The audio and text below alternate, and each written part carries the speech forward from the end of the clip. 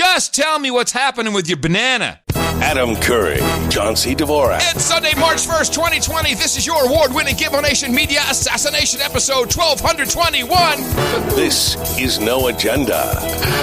Unstuck in time and broadcasting live from Opportunity Zone 33 here in the frontier of Austin, Texas, capital of the Drone Star State. In the morning, everybody. I'm Adam Curry. And from northern Silicon Valley, where Joe Biden's back, I'm John C. Dvorak. It's Crackpot and Buzzkill in the morning. I got to hand it to you. I had if you had said to me Joe Biden would win South Carolina with 50%, no. You were absolutely right about this. Yeah. However, I did learn something about the primary elections in South Carolina. I learned something which I didn't realize. Let me see. I have a note here from one of our producers. Apparently, you do not have to declare or reveal your party on the ballot when you vote. You can only vote for one candidate in the primary. So from what I understand, a lot of people who would normally vote for Trump, since this kind of like no contest for him on the Republican side, went in and voted for Joe Biden. Why would they not vote for Bernie?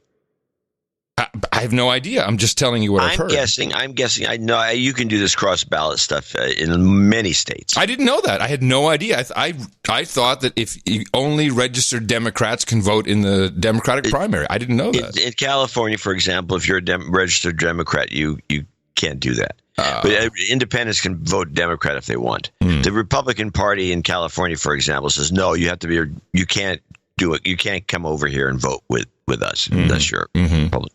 But the other states, it's just like it is in South Carolina. So the way I saw it, in terms of it swinging the election towards Sleepy Joe, was I thought it would. If you were a Republican pulling that stunt, which is not uncommon, I think it would spread out a little bit more. I think Bernie would get some. I think Bloomberg would get some, or get a write-in. I don't know. I just don't think that the Republicans would be going all in for Biden. Although, no, I think they were doing that to me. He is the funniest guy. What I understood is they were doing it to mess with Bernie by voting for Biden. That's what I understood. Yeah, well, I never heard. Yeah, that would have to be a concerted effort, and I got no wind of that. Oh no, I got a couple tweets about it, but that doesn't mean anything. Well, maybe. Doesn't really mean anything happened. Now, I think you would have beat him anyway, but yeah. Well, good. I'm glad Joe. I'm glad Joe is still in the race. However, this is perhaps one of the saddest couple of days he's had. Kurt Vonnegut wrote Slaughterhouse-Five, and in that he introduced the concept of unstuck in time, referring to a person living from one moment in life to another instead of day to day, like most people do. And I think Joe is witnessing this in real time, and we're seeing it. We're seeing it happen with him. Everybody has programming. For instance, you can probably wake me up in the middle of the night, and I can do the intro to the show verbatim. I'll still say Thursday, even if it's a Sunday.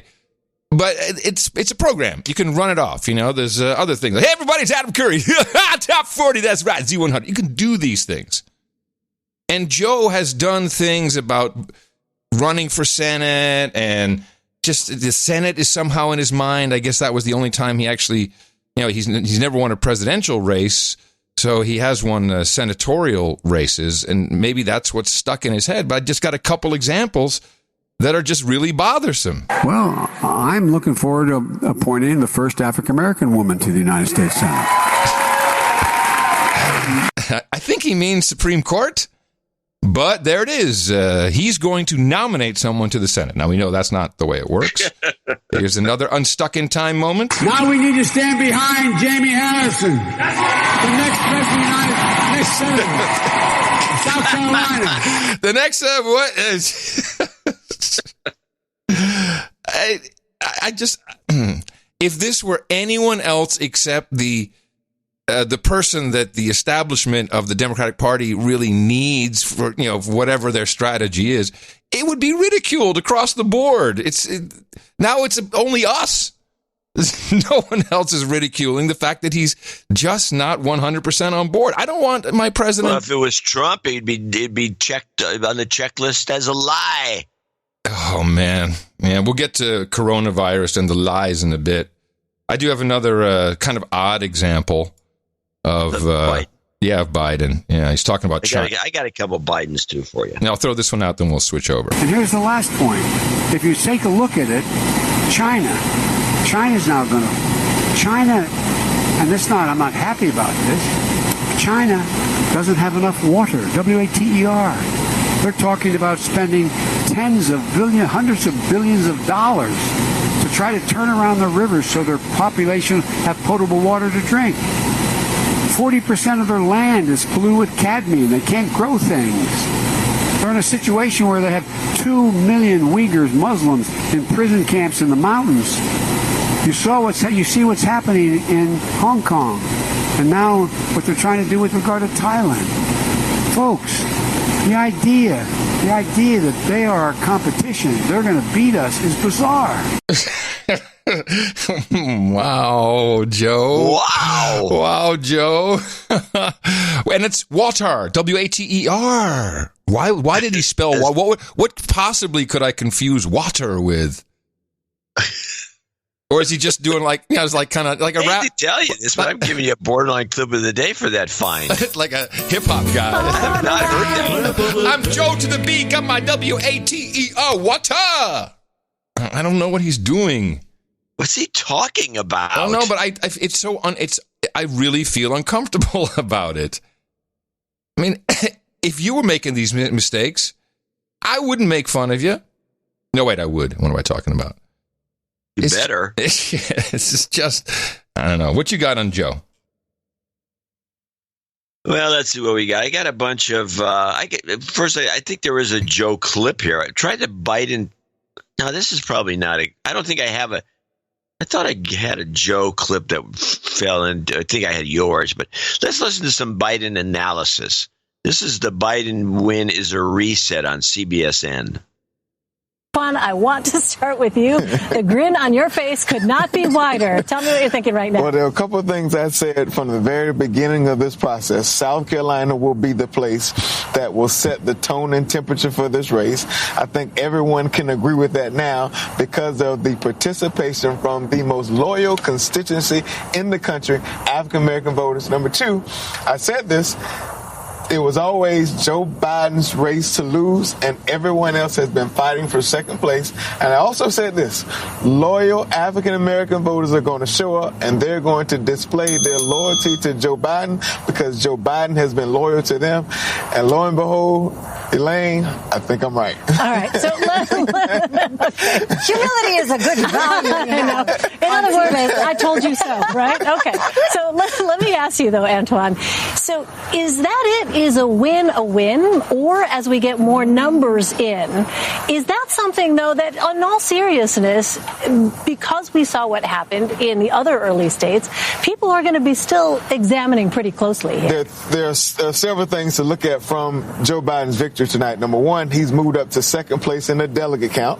So that means, and we all know this is a game of numbers. Delegates are important. Mm-hmm. That means he's behind now Bernie Sanders for the number of delegates. Number two, I think he will end up having a very handsome victory tonight, and the strength of African-American voters is going to be important, setting a tone for those type of voters in Super Tuesday.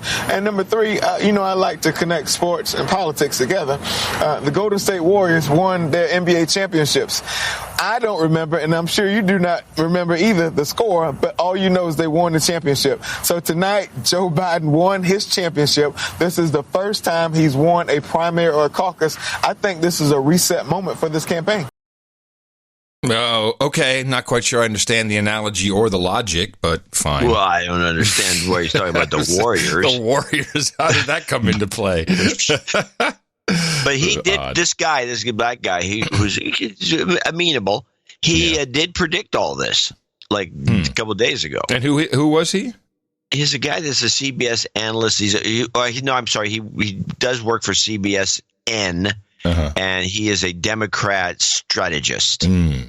Well, there was a, excuse me, it was Friday or Saturday. The New York Times published a piece. Well, maybe that was just Thursday. I can't remember now. Where they interviewed, I think, 95 of the 500 superdelegates, and 93 of the 95 they spoke with said, "Oh, well, we're totally going to make sure that Joe Biden wins." Or I think what they were more specific about was make sure Bernie does not win in some version of a second round superdelegate come swooping in, or might call it a contested convention. And I thought that was pretty rude, just for the process itself. I mean, that's the New York Times really mucking around in it. I've taken all the New York Times stories nowadays as questionable. It's comical. But what it does is it feeds into the machine. Here's a little supercuts of the media's response and how they talk about this particular article. This is what people need to remember. The Democratic Party has a party. The party decides its nominee. The public doesn't really decide the nominee. The public gets to vote for President of the United States, but people who are active in the party, who participate in the party, they decide the nominee.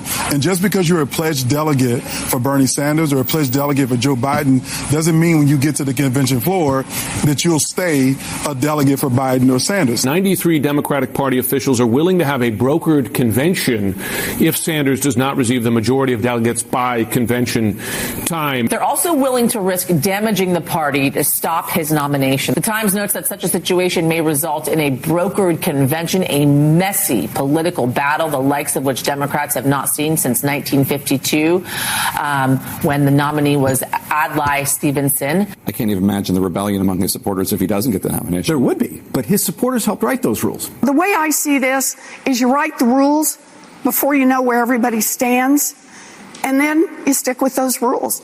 Everybody got in the race thinking that was the set of rules.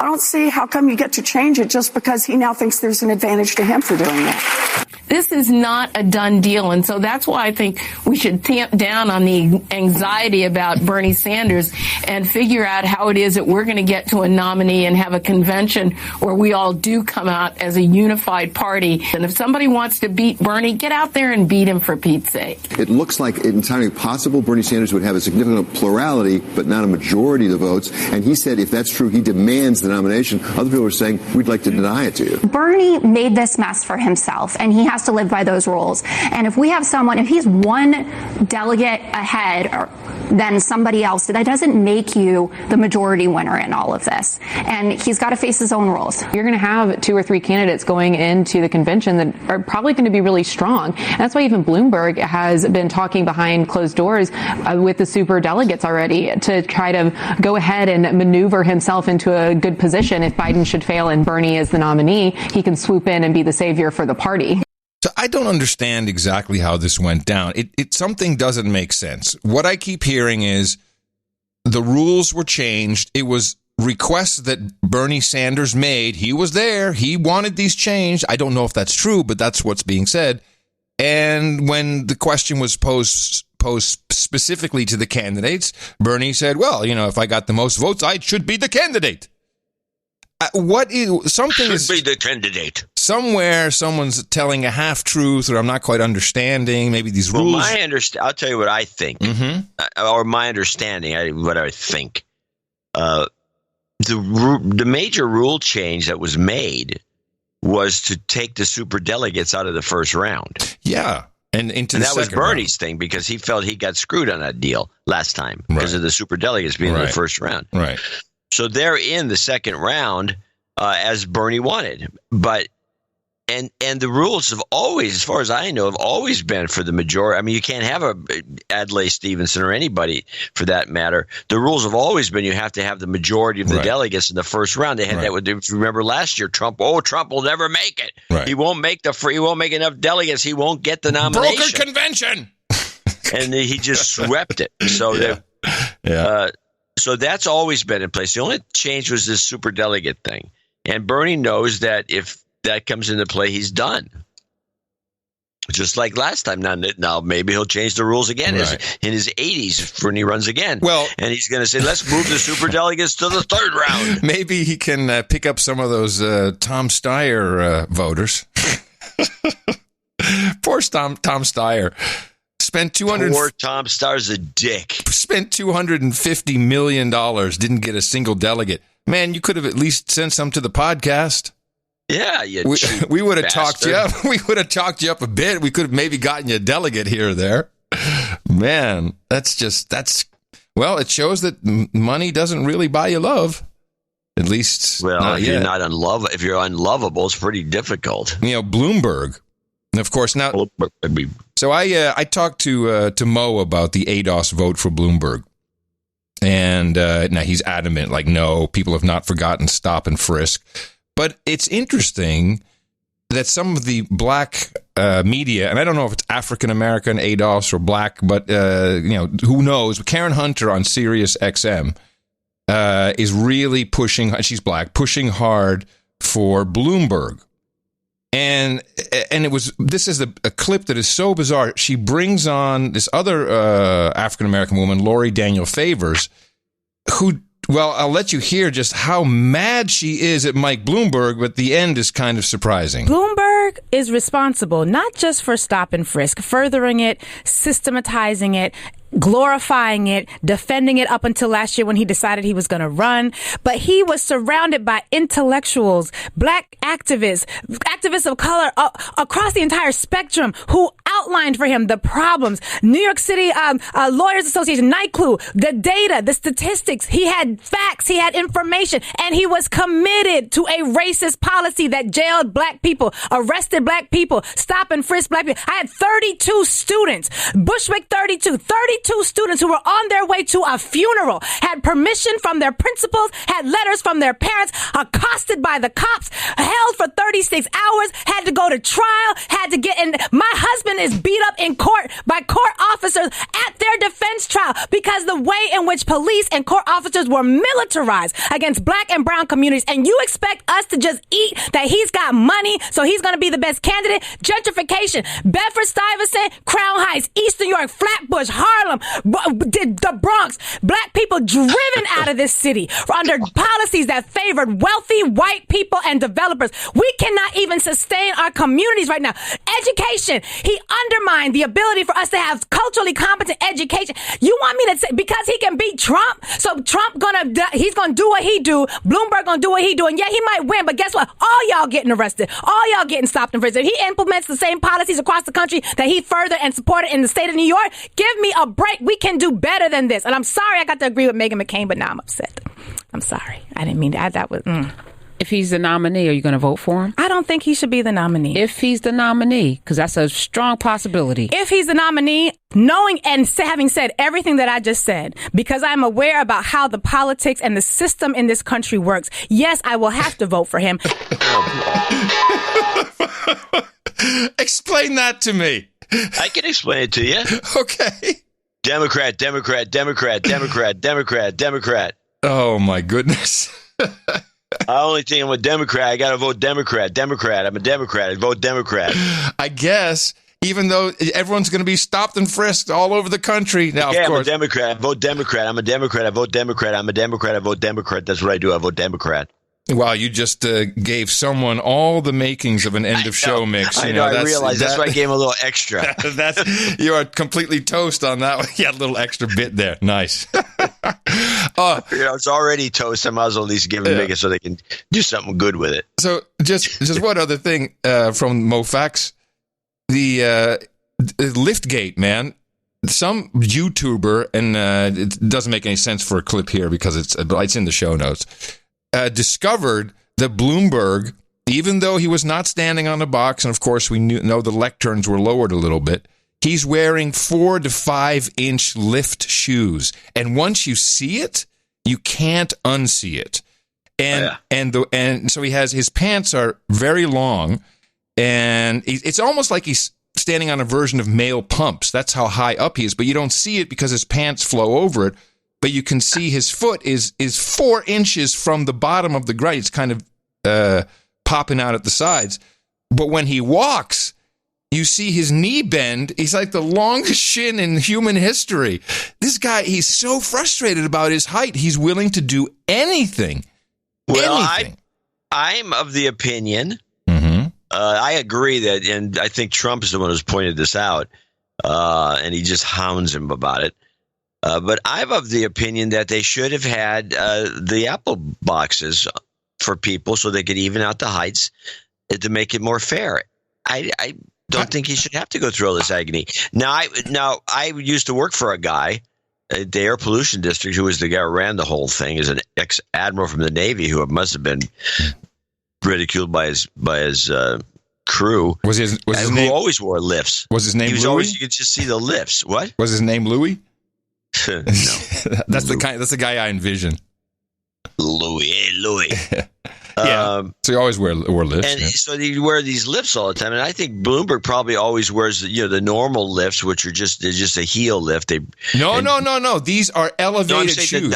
Normally. Generally. Yes. Normally. I would say he just generally wears some lifts because some of these guys do that, and you can spot those because the back of your foot is basically the top of the back of the shoe. Yeah, exactly. And but if you're going to wear these big giant things, which in fact there was an example that went around the net of De Niro in that The Irishman. They had a shot of him in a scene, and he had these like 5-inch lifts on both feet. Right. Walking around because Scorsese wanted the shot to be the guys to be even height. They weren't shooting his feet.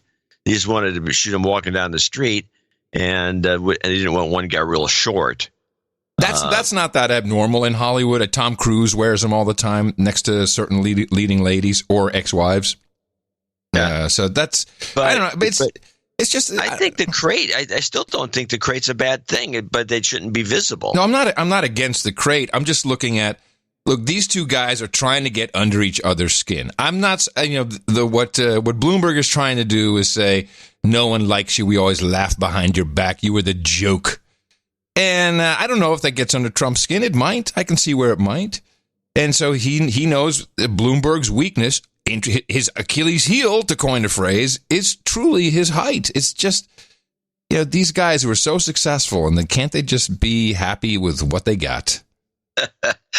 That's a good one. Now, Bloomberg is, this guy is tone deaf. He's doing shtick now. We saw him do a little bit of shtick on stage, which fell flat. He's no good. Now, I think I'm the only candidate to come to Wilmington, but all of them should visit. Senator Warren could go to Elizabeth's Pizza on Market Street. Klobuchar could do a Flaming Amy's restaurant. Senator Sanders could go to the KGB bar.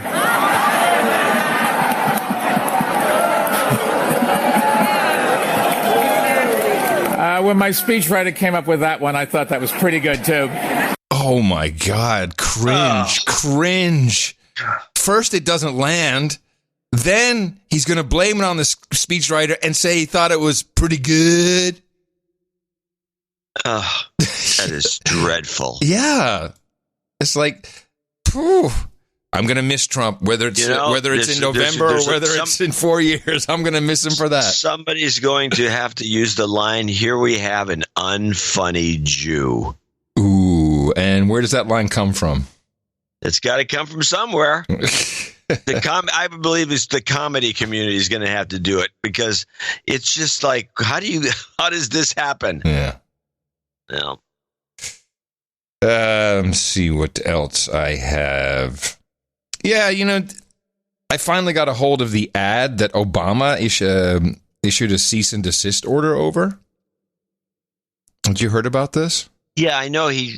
Trump had some. No, it wasn't Trump. It was one of his PACs. One of his PACs, yeah, like a Republican PAC or a Defend Trump PAC. I'm not quite sure what it was.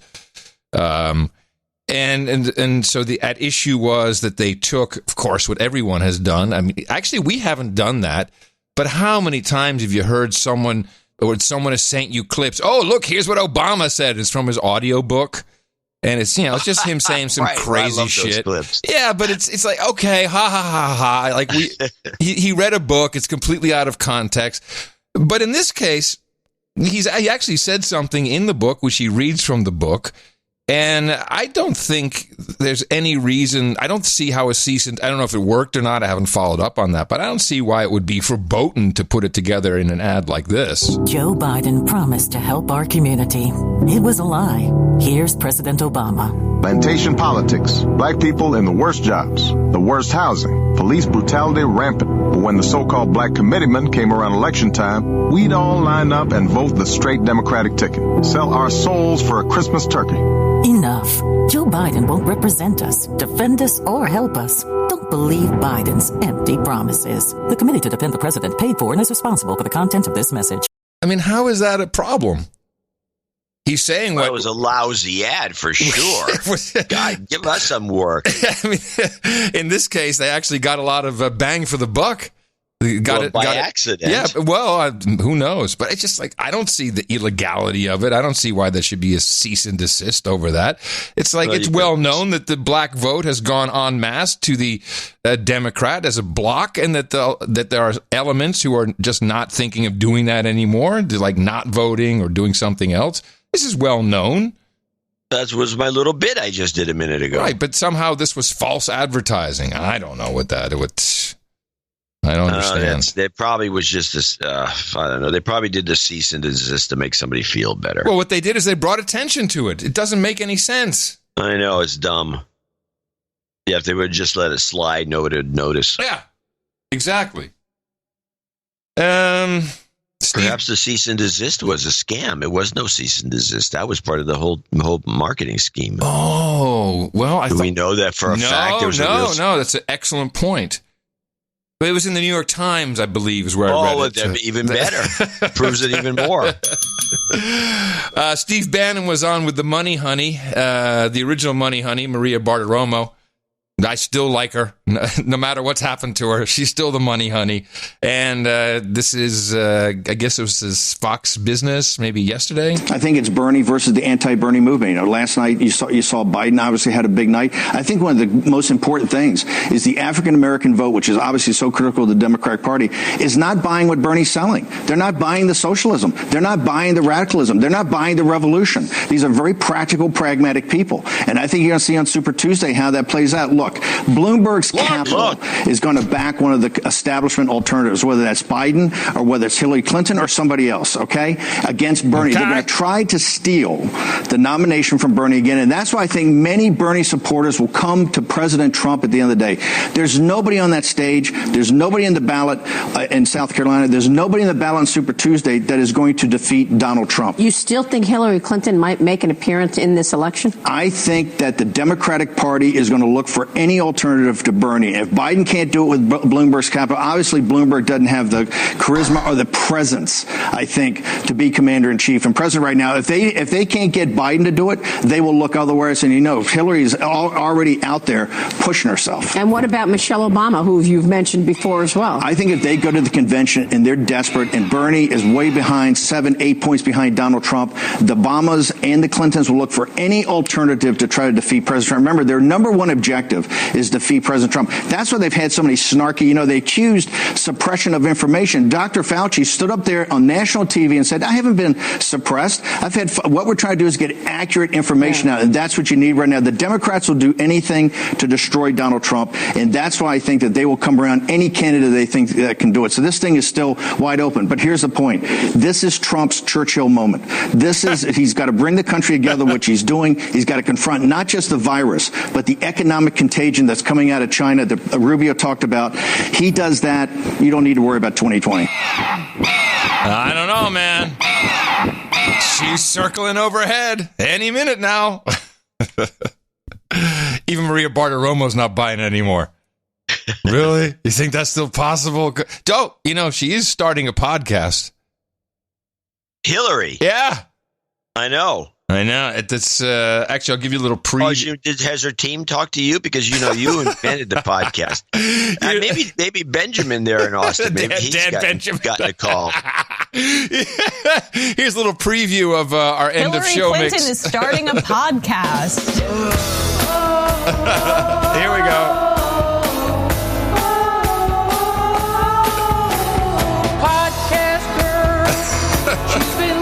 All right, you have to listen to the end for the full song. Wow, that's a goodie. Sir Seat Sitter. Of course, we have the best producers in the universe. We all know that. So we should probably talk about coronavirus. But before that, the one thing that we haven't heard much of in the past few days, because obviously, the president's crazy. We're all going to die from coronavirus, and Bernie is getting screwed. Just all the news is anything worldly, anything else. But no, we forgot to talk about the Russian hacking. And will we see a repeat of 2016 and 2020? I'm pretty sure you heard this clip. I don't want to go off the rails right away. I do have a couple more clips about Biden and I'm sorry. Bernie I'm sorry. I thought you were done. I'm sorry. No, I got a bunch of good. Because I wanted to get these in. Oh, good. This is more analysis that needs to be discussed, because this was this is Brooks, Democrat who poses as a Republican on PBS NewsHour. From Brooks and Dunn, yeah. Brooks and Dunn talking about Sanders before the South Carolina. These are some comments I thought were interesting. In Compton in South Central LA last week, and I talked to 15 people. And I was saying, there's a Latino African American community, who's making sparks in this community, and of those, I just got to stop. Whenever you hear someone talking about the Latino African American community, they're full of shit. This is not a thing. Unfortunately, I don't have the very beginning of this clip, where it's even more full of shit. He says, this guy's writes for the New York Times. He's in New York. He says, I was wandering around Watts. What? Really? He was in Watts. Yeah, he was in Watts just yesterday. Talking to people. They are people in the black and brown community. In Watts. In Watts. In Compton in South Central LA last week. And I was in South Central LA last week as an old white dude, and actually it's pretty gentrified now, to be honest about it. If you could still find black and brown communities. 15 people, and I was saying, there's a Latino African American community, who's making sparks in this community. Sparks! And of those people, I'd say a bunch, maybe the majority, certainly couldn't name the candidates. Like, they were against Trump. They knew that was clear, but they hadn't clued in. Now, you ask them about local politics, they've got a lot of opinions. And so the national politics swoops in, and all of a sudden people have to make a view. But do you notice that a lot of people are using the term swoop now? I'm glad you caught that. That's very interesting. Yes. Everybody's using swoops. Swoop. Everyone's using the swoop. So the national politics swoops in, and all of a sudden people have to make a view, but they've been focusing on, frankly, more important things in their lives. I would make a call to Bill Clinton and Barack Obama. I think Bernie Sanders represents a challenge to their style of Democratic Party. And the only two people who can create unity in an anti-Sanders wing are Barack Obama and Bill Clinton. And if they came in and said, we're going to organize so we don't divide the vote 5 or 6 ways, then they could be the only ones to do that. They're probably not going to do it. They're going to sit on the sidelines. But I do think if they want to defend the Democratic Party as they understand it, this is the week. This is the moment when they say, it's going to be Biden and we're all going to work together, or it's going to be X and we're all going to work together. I do think there has to be some leadership. Otherwise, it looks extremely likely to me that Bernie Sanders just Wow. So this guy, and he says he's a Republican. Is that the guy? He says he represents that side of the argument, but he never does. No. He really is just a different kind of Democrat than the other guy. Why in the hell? So what he's in essence saying is that we just can't have Bernie Sanders, and everyone agrees.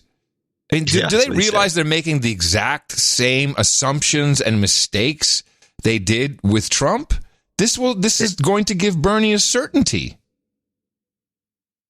Well, maybe. But the Democrat Party still is behind not getting. I mean, the party itself, as I said, I follow them. Yeah, I can't disagree, because you were right, and Joe Joe's going to have trouble on Super Tuesday. I don't think there's any doubt Joe's going to about have trouble with his cereal in the morning. See, it's so easy to make these jokes, but I feel bad about it because one day I'm going to be 78, and I know I'm going to be making jokes about you. But you know, if you're going to be out running for president, I deserve it. Then it's a little different than just being around the house. Oh, there's Dad again using a fork to eat his cereal.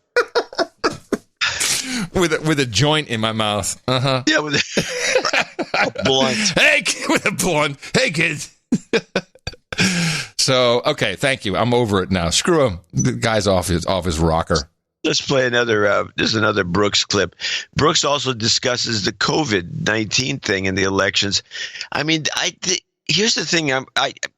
We'll get into this eventually, but this thing is not going to get through the summer.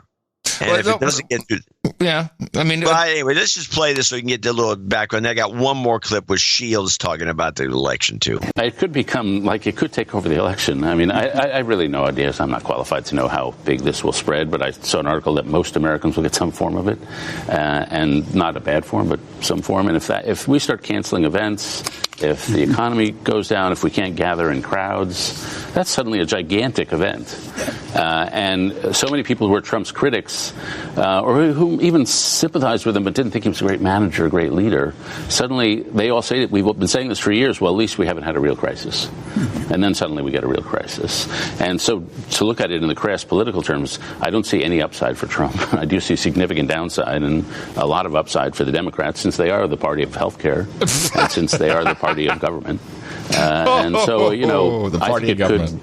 it could really shock us how big this becomes, as it already is in other countries. All right, I have to play this clip from the Bill Maher show. It fits because it's about the politics of it. This was, last night.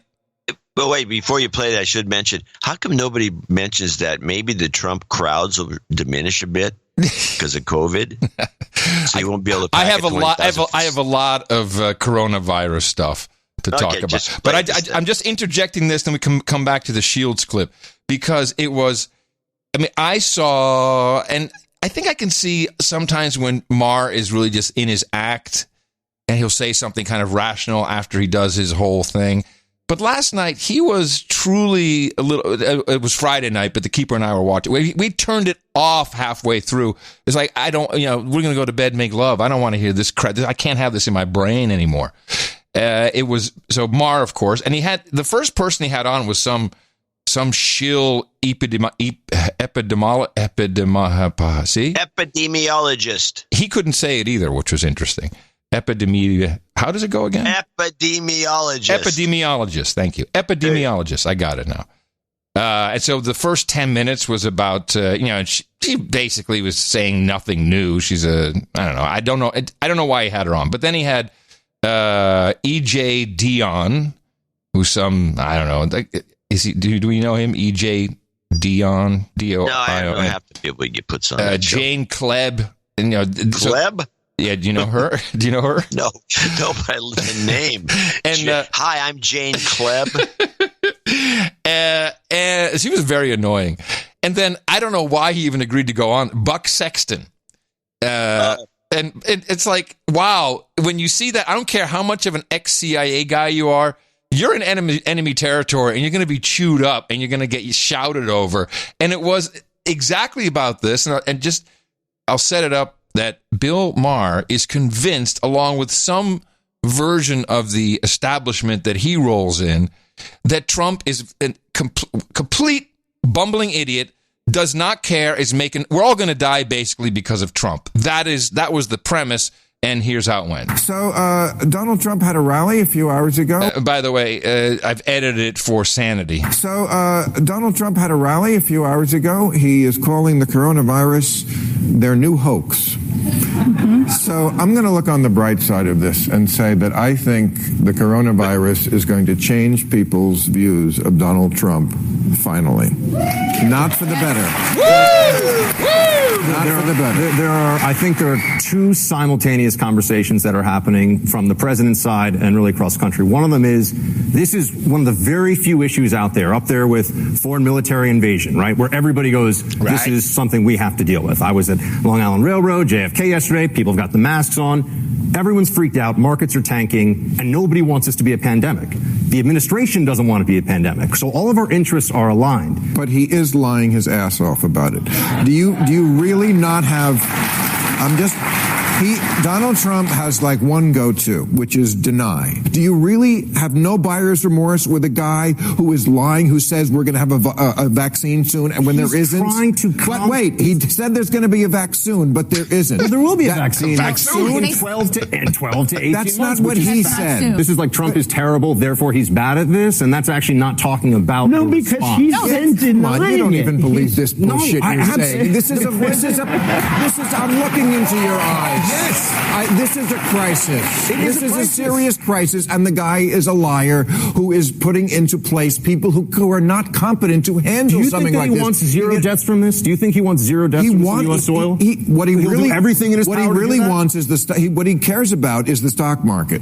That's all that's what he said. I mean, at some point, like there's just a derangement where the president's interests are aligned here. If he wants to get reelected, he's going to do the best job he can on this, no matter how terrible anybody here thinks he is. But I almost admire you, because somebody who tries to do the impossible should be admired. But trying to argue that this president is dealing with this in any other way but to protect himself, not protect the country. Why did he tell the Chinese? Why did he say the Chinese are doing a great job here? Why didn't he intervene there and say, why did he cut off flights from China when some experts initially said that was a bad idea? Now they're saying actually it was probably a good idea. Kits, and why don't we have more testing kits all across our country, especially in our rural communities? Or masks. You know what? It's so interesting. You know, in World War II, as soon as the war started, they closed down all the car factories, and in weeks they were making bomber planes and tanks.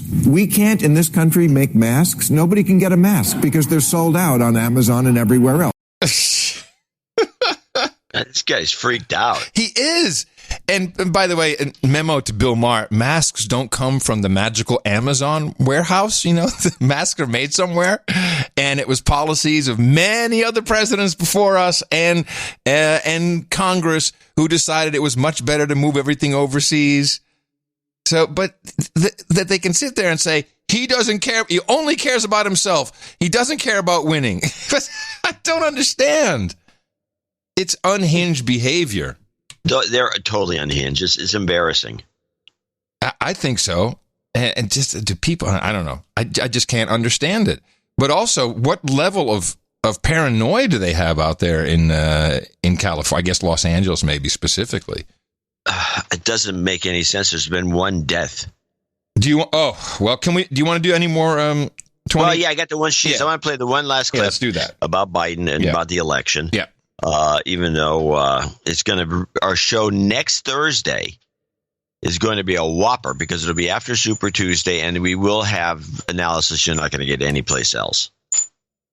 This is the Biden campaign in California. Shields. In California, as David's paper reported yesterday in a terrific piece, he has one office. And when the reporter went there, it was padlocked. Oh, stop. I'd have to set it up. The clip is about Biden's campaign in states other than South Carolina, and I was talking about Biden has one office. Go. Okay. In California, as David's paper reported yesterday in a terrific piece, he has one office. And when the reporter went there, it was padlocked. And when he went back the second time, they had a table set up for volunteers, and there were more tables set up than there were volunteers. I mean, you know, so if he does win, it's a great tribute to his popularity, to the vestigial good feelings that people have for Barack Obama and for Joe Biden.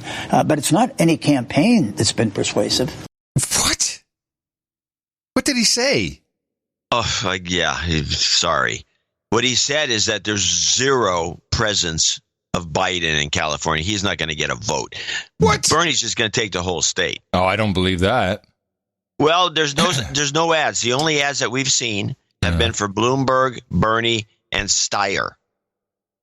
Yeah, and I've seen all of them. I know we don't get the full gamut, but Bloomberg ads rampant here in Austin, Steyer ads, and Mayor Pete ads. You are probably I'm probably going to argue there. Bloomberg, I think, is sending the whole the whole range of ads to Texas. Is one of his targets. Well, I'm also hearing from people that they're hearing 2 to 3 Bloomberg ads in one ad block, which means you have done a carpet bomb. If you're doing that, which I don't know if it really is effective, it might be, but you're carpet bombing. I mean, that's the stuff that, Tide marketers, people who sell soap, dream of that. Procter and Gamble wish they had this guy. How much money can you have to do that? It's really incredible. And again, I'm very happy he's doing it, because we'll learn if you can actually buy something. I think we should consider moving the coronavirus till after our first break, and do a couple other things, since there is some other news. But first, sticking kind of with the election, this is the Malcolm Nance clip. I think you heard this one. One of our producers sent it to us. Yes. And it's from... I couldn't clip it. I found that, for one thing, Malcolm Nance. Who's Malcolm Nance? Well, Malcolm Nance is a chief petty officer who was in cryptography in the Navy. Yes. And somehow spun that off into being some sort of an expert. He doesn't know jack shit, this guy. That's why I like him so much. And now he's on a podcast. He's already unhinged when he's on television, but now he's doing the podcast rounds. And this was him on the Why It Matters podcast. On a scale of 1 to 10, how strongly... By the way, John, I think that this would be the right voice for a podcast. What do you think? We should do auditions. I love it. On a scale of 1 to 10, how strongly do you think we responded to 2016? 0. Oh, I didn't even have it on the scale. It's not on the scale. It's not on the scale. We're not prepared at all for 2020. The way Russia had attacked us was using truths, half-truths, and lies as sort of like information cruise missiles. And the air that they glide on is the internet. The explosive payload is the lie that's embedded in there. And the problem is, unlike a regular cruise missile where the payload hits and explodes, this is more like spreading a virus. Right, it's like a rumor or a lie, and once it's out, even if you say it was a lie or a rumor, it can't. But it's more insidious than just a rumor or a lie. What was hacked in 2016 wasn't the Democratic National Committee. It was the mindset of the American voter. And the way they hacked it was to enter it, pour in misinformation, allow you and your loved ones to spread the virus, and now completely infected, you refuse to believe that anything is wrong with you. Well, that's bleak and scary. I'm good at that. Yeah, you're an idiot. I love the music. I love the whole production. It was perfect. This is done by the Council on Foreign Relations of all places, who apparently have money. I don't know why they budget this girl. This girl is a New York writer. Is a CFR chick? CFR Sorry? chickie? She's a CFR chickie? I don't think so. I think she just was hired to do these podcasts. Oh, okay. She might be, but she's too low end. She is she writes a lot about her own tattoos and how to get. She did a whole essay on what the trouble she had to go through to get one removed. Wait, you did research. You did Oppo research on her. She does. She's solid Brooklynite. Seems like a very lonely woman to me.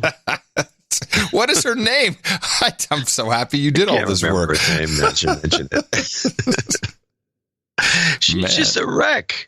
And so she's doing this podcast with this guy, and she's not the worst. They brought a woman in that has more vocal fry than she does, and up talks a lot. Gabriella Sierra. There we go. Yeah, that's her. And she brought some other woman in on that same thing, and she's worse. And unfortunately, they both have such similar voices that you can't tell one from the other, and it's like it becomes confusing to listen to the podcast. You nailed it. She does look like a solid Brooklynite. You're so right. And yes, I can see why she'd be lonely. Not because she's not because of her appearance. I could just No, she's actually for. I think she's in her mid-30s. She's not bad. She's good looking, actually. Yeah, but I know this type. But stay away. Stay away. What do you mean? You know I know that.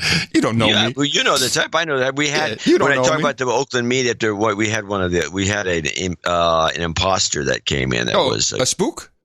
No, it's a girlfriend of one of the guys who's trying to show. Hey, these guys are okay. And you can tell. It was right.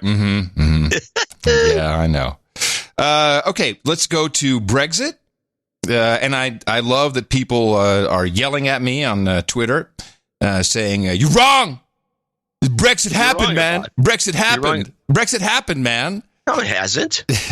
Oh, what happened? Yeah, they took the flag down. Yeah, so they say that because the deal was signed, they give me the date and the time of when it was signed. Yeah, I know that, but they're still kind of negotiating. The entire deal is like getting a divorce, but signing the papers and then saying, let's split up the assets, which is a very odd way of getting a divorce.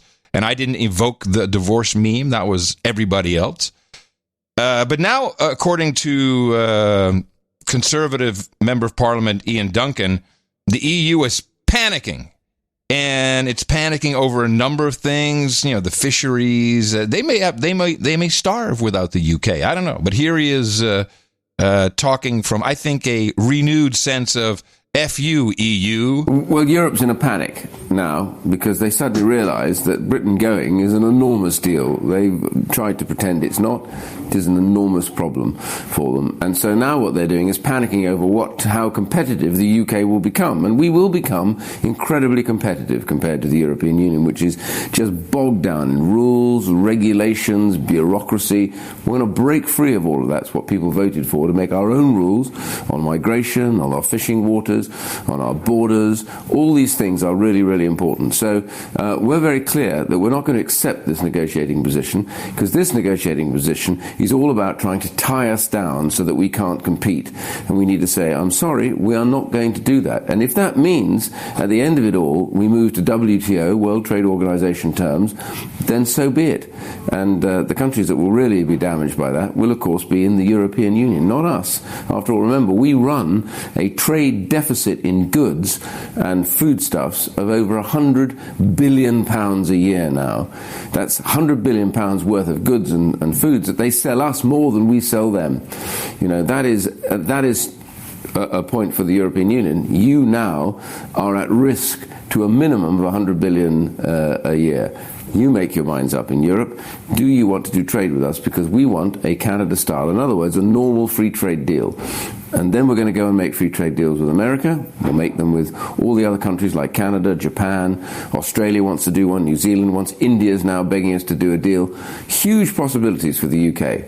Being tied to Europe is not the answer to Brexit. I like the bravado. I think they have certainly with the fishing, they have some advantage. I'm not sure what else that 100 billion. Where does it all come from? What are they selling? What does the UK? The Brits? Yeah, what are they selling? Cars, parts. What cars? Tea. What cars? Well, it doesn't. Everything owned by BMW don't they still or make Mercedes. The Morgan cars. the plywood car. Yes, fine British motor vehicle. Well, I don't know. It just seems like they've. Everything points towards a crash out, screw you type of deal. That's what it looks like. I don't see how they can do it. But the EU is faltering. They're having so much trouble right now that they can't really afford to just blow it up like that. They're going to have to do something. Yeah, and the problems. So we have a couple of things. First of all, the migrant issue all over Europe is doesn't really bubble to the top of the news because Trump. At least in these parts, but I think even what I'm reading in the EU papers, probably no one told you about what was going on in Paris. A massive fire in the center of Paris forced the partial evacuation of one of the capital's busiest train stations, Gare de Lyon. The fire has been brought under control. Demonstrators reportedly set fire to scooters and bins during a protest against a Congolese singer. Yes, scooters and bins. While you're talking about, since you're going to play some of these clips, Do I have the clip for what's going? Turkey opening the gates again at France 24. That's exactly where I was going, and I have looked into this somewhat. For weeks, Erdogan has been warning that his country is struggling to cope with the growing number of migrants in Turkey. In recent years, millions have fled war-torn nations to Turkey in the hope of using it as a stepping stone to reach Europe. An agreement in 2016 saw the EU promise Ankara €6 billion worth of financial aid. But Turkey says Brussels has failed to hold up its side of the bargain and that the borders into Europe will once again open. What did we say months ago? If things continue like this, we'll be forced to open the gates. The EU didn't believe what we said. But what did we do yesterday? We opened the border gates. The decision means the migrant crisis that so polarized European opinion in 2015 will probably flare up again, and for millions of people, that a new life in Europe could be in reach. I just came from Izmir. I am going to Greece and then to France. I will wait there for 2-3 days or a week. If they don't open the borders, I will go straight to the Evros River. The move comes after one of the bloodiest weeks since Turkey's military intervention in rebel-held areas of Syria began in October. On Thursday, dozens of Turkish troops died after an airstrike by Russian-backed regime forces, and Turkish drones retaliated with an attack that killed dozens of Syrian soldiers. The Syrian government has also failed to comply with an ultimatum from Ankara to pull its troops back from Turkish observation posts, meaning further retaliation seems likely. Yeah, so the gates have been opened. I think 30,000 migrants were let out of their containment. 18,000 already made it into Greece. Greece is trying to stop them. And I'm trying to... This is all about Idlib.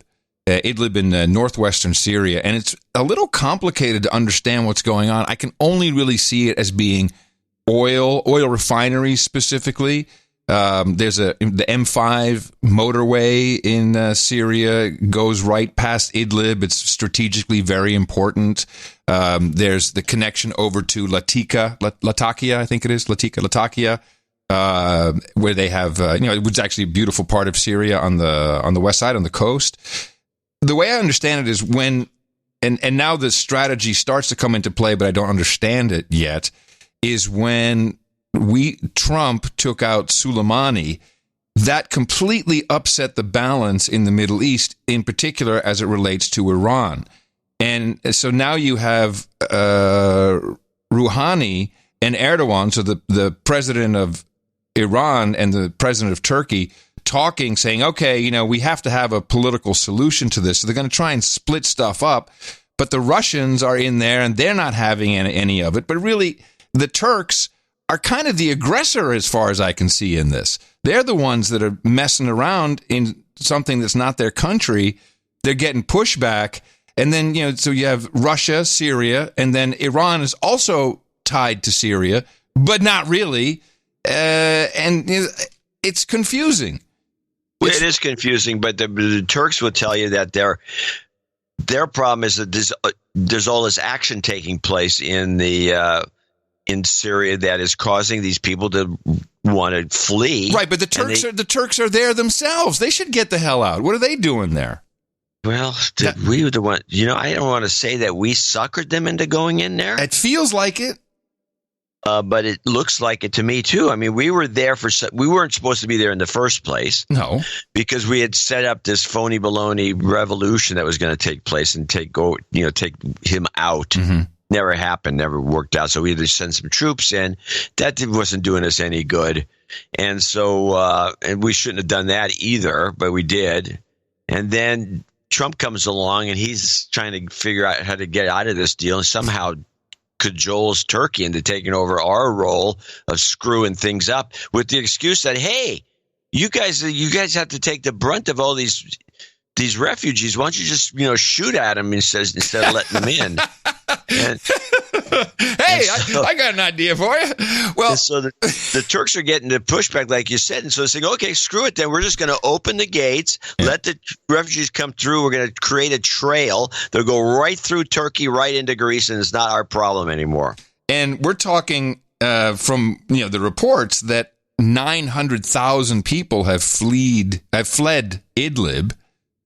Interestingly, when I look at the video and pictures of what's coming into Greece, I don't see families. I see young men. And that may just be the ones who are the first to go. I don't know. There's not a lot of information. And what is disappointing, although, gee, I'm not surprised, where is the mainstream media on this? You recall only, 6 weeks ago?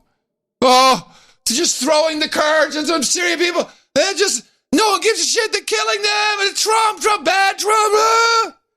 And now there's actually almost 1 million people who have been displaced because of what's going on there. No one gives a crap. Not a single second have I seen on television. Yes, crickets. Total crickets. And that's a real humanitarian crisis that's going on there. But, of course, I have to remind myself, it's American mainstream media. Those are brown people who live in sand. Unless we can tie it to Trump, who cares? That's how they think. And it's people have been trying to M5M racist media. It truly is.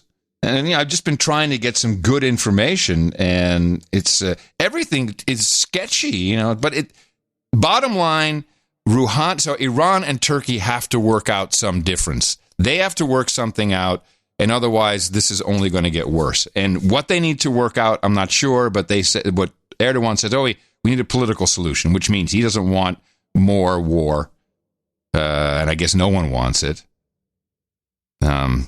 But I don't know. And any help from the producers would be fantastic. Certainly anyone who's boots on the ground. We know you're out there, but I don't know what to do with this. I really don't. There's nothing you can do. And we do what we can. And then just to show you how stupid the overpaid media is, this is a report from the BBC, and I'm sure it's important to know that the Panama. Thing is, the Panama virus is killing bananas. You've probably known about this. You'd be someone who would know about the bananas. Yeah, the Cavendish banana is about to go extinct. Yes, thank you. And that's I think a big deal. I like bananas. Will all bananas go extinct, or just the Cavendish banana? No, just this one. The one good banana that's left, and apparently it's not even as good as the other one that went extinct. I'm told. Mm-hmm. The one good, the long, yellowy banana that ripens slowly, and it goes from green, it ripens. That banana is going to be gone in probably a decade or two. So I hear about this. I'm looking around, and you've already heard Boris Johnson say, "I'm going to cut funding to the BBC." Well, when I hear this, I just wanted to learn something about what's going on with the banana. This is the production, and just imagine the video with it. But you'll hear they almost like the Council on Foreign Relations podcast there with Malcolm Nance. They need to dress it all up and give you sound effects and set the tone. Just tell me what's happening with your banana. The banana is one of the world's favourite fruits. But in the fields where they grow, a fungus is creeping through the soil and ruthlessly destroying one banana crop after another. So work is underway. Just so you know, I didn't put that in there. This is the BBC who have so much. Put a scream in there? Yeah, this is all the BBC. I have not touched this. All I did is cut it off after a minute because I couldn't take it. This is how they produce a simple story. They got way too much money. So work is underway to rescue the banana. This man thinks he might have found the solution, using the bananas he's grown in a greenhouse in the Netherlands. People fixing the world. These are Cavendish bananas, which are the best known variety in the world. But before long, they could become a thing of the past. The killer is a fungus called Fusarium oxysporum. And when it gets into the soil, it causes bananas to develop the TR4 strain of Panama disease, which has wiped out crops on farms in Africa, Asia, Latin America, and Australia. Once it's in the soil, it's almost impossible to get it out again. So could the answer be just to take the soil away? I just realized what's going on. This is a sickness. And this sickness probably started when a lot of the NPR people went to podcasting. And, it's like, what's that, Radiotopia? What's the name of that, the podcast? Oh, I didn't think so. Everyone has this, there's these producers out there, this desire, this insatiable need to dress up everything and put the scary music under everything to make you feel like you're really in the mood for it. People. Oh, stop. There's a reason why Joe Rogan has 100 million subscribers, because he doesn't have any of that crap. Get a clue. Don't you think it's some kind of sickness or this overproduction? I mean, just give me a little bit. I don't mind a little bit, but just give me the news. Well, it's a little bit like our jingles, which are there to mock. We do it to mock the model. Yeah. And which a lot of people don't understand, but you can see that a lot of people got put off by it. Oh, this is terrible. What are they doing? It's this high, what I call high amateur. Ooh, I like that term, high amateur. And I would put myself in that category. I like a lot of noise and stuff, but I would never produce something that actually was finished product. I mean, on the fly, I think it's fine because you're just doing a live show and you're just doing, throwing shit in there, yeah. Throwing stuff in. But when you sit down and actually produce and you bring the music about a banana when it should be just straight. And I just want to hear about it. I want to understand the mechanism that's taking place regarding the banana. I don't need. What's the point of the music? Put me in a mood. Yes. Music is to put you in a mood. I don't need to be in a mood. Yeah, when you heard it in that piece, like, the Cavendish banana is dying off. Scary music, and then people will save the world. Just no. We used to call that. Well, it works better on television. It's just I don't understand it. I don't understand. It's not necessary. I find it annoying, and I think you're wasting time. This is like the videos and stuff. These guys who produce these high clip videos, cut. Dutch cameras, everything's angled. Yeah. A shot of the guy's face with its tongue sticking out, then a shot of him cutting something, and then boom, boom, boom. You see this on the Food Network and some of these other places where you have these production companies that use these old tricks of fast cuts. You never learn a damn thing watching the show. They try to kind of keep you hypnotized. Right. Bloop sounds occasionally. Boing. It's the whole thing.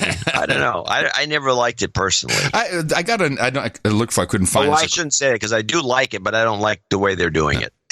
It's kind of a part of the. I don't know. Maybe they're playing into the 1.5, 1.3 times speed listeners. There's something wrong. I got an email. There's an element. That's an interesting point. I got an email from one of our producers. He said that he started listening to not just our show but lots of podcasts at 1.3, and he says that he got nightmares. And then and somehow he deduced that might have something to do with it, and he went back to 1 time speed, and the nightmares went away. I don't know. If anyone else has that, let me know, because that is interesting. I still find this there's a couple of different things we should talk about just for a split second. Is the speed up like the 1.3, 1.5 is usually what it is, but is this a manual speed up where you're actually just accelerating digital. Everything and then changing the tone? No, digital, and it really digital chops out silences. Okay, the digital ones, which YouTube employs. Yes, is very interesting to listen to because it's mostly chopped out silences, and so you chop out the silences mostly. And then a lot of chopped out silence, and you speed up the voice, but you change the tempo, but not the pitch. Yes. And so it still sounds like the person, but they're talking real fast. They're talking like this. We're talking a little bit faster because it's time for it to do us. We could probably tie that. And the people who are listening at 1.3 speed right now, they're really starting to freak out because they have no idea what's really going on. And with that, I'd like to thank you for your courage. In the morning to you, John C. Dvorak, the man who put the C in the AC and him, John C. Dvorak. Wow, that's a lot better than I can do. Well, in the morning to you, Mr. Adam Curry. We are good. In the morning to all ships at sea, boots on the ground, feet in the air, subs in the water, and all the dames and knights out there. In the morning to the trolls in Le Troll Room, Le Chambre de Troll. Let's see how many trolls we have in the chambre. Oh, nice. 1450. Good showing. And they're pretty. Amazing. That is noagendastream.com. If you're a troll, if you want to learn how to be a troll, if you live under a bridge, head over there and join the merry band of trolls. The entire point is to troll. You can also say something interesting or give me a one-liner or some feedback. It's always in the corner of my eye. It seeps into my brain somehow. And that you can do that while listening to the show or any show because it's there 24 hours a day, 7 days a week. Lots of podcasts, no commercials, all talk, all fun, 24/7 trolling. NoAgendaStream.com. And we're going to thank our artists for episode 1220. Title of that was Sloganeer. And this we had promised to do. I think you said it was time for us to do it. And I even thought we had used it before, but no, we had discussed it. And this was from Joshua Pettigrew. And this was the infamous Pete Buttigieg as Alfred E. Newman. And it is one of the best versions we feel that has ever been out there. It's the best I've ever seen. Yes. And I have searched for somebody trying to do a better job. No one has ever beat this particular piece of art. And actually, it's actually astonishing. Joshua made this. Let me check this out for a second. He made this a long time ago because, what is it? 13. So, doesn't have an upload date, does it? I think no, this but must it was. I think it's for show 11. Yes, a while 30 ago. Or something like that. At least almost 100 episodes ago. Yeah. He has interesting.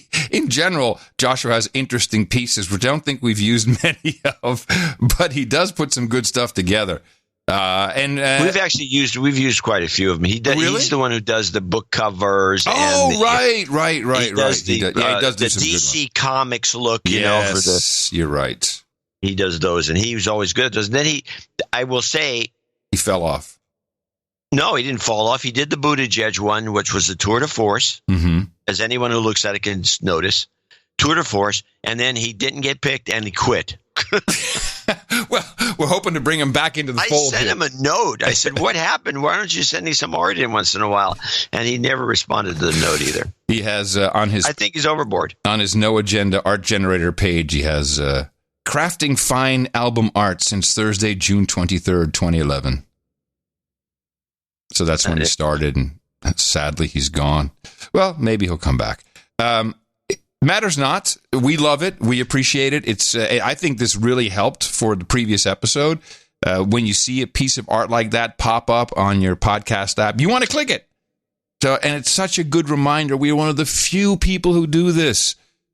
And you know, podcasters, if you want to make a difference to what you're doing, change your album art with every show.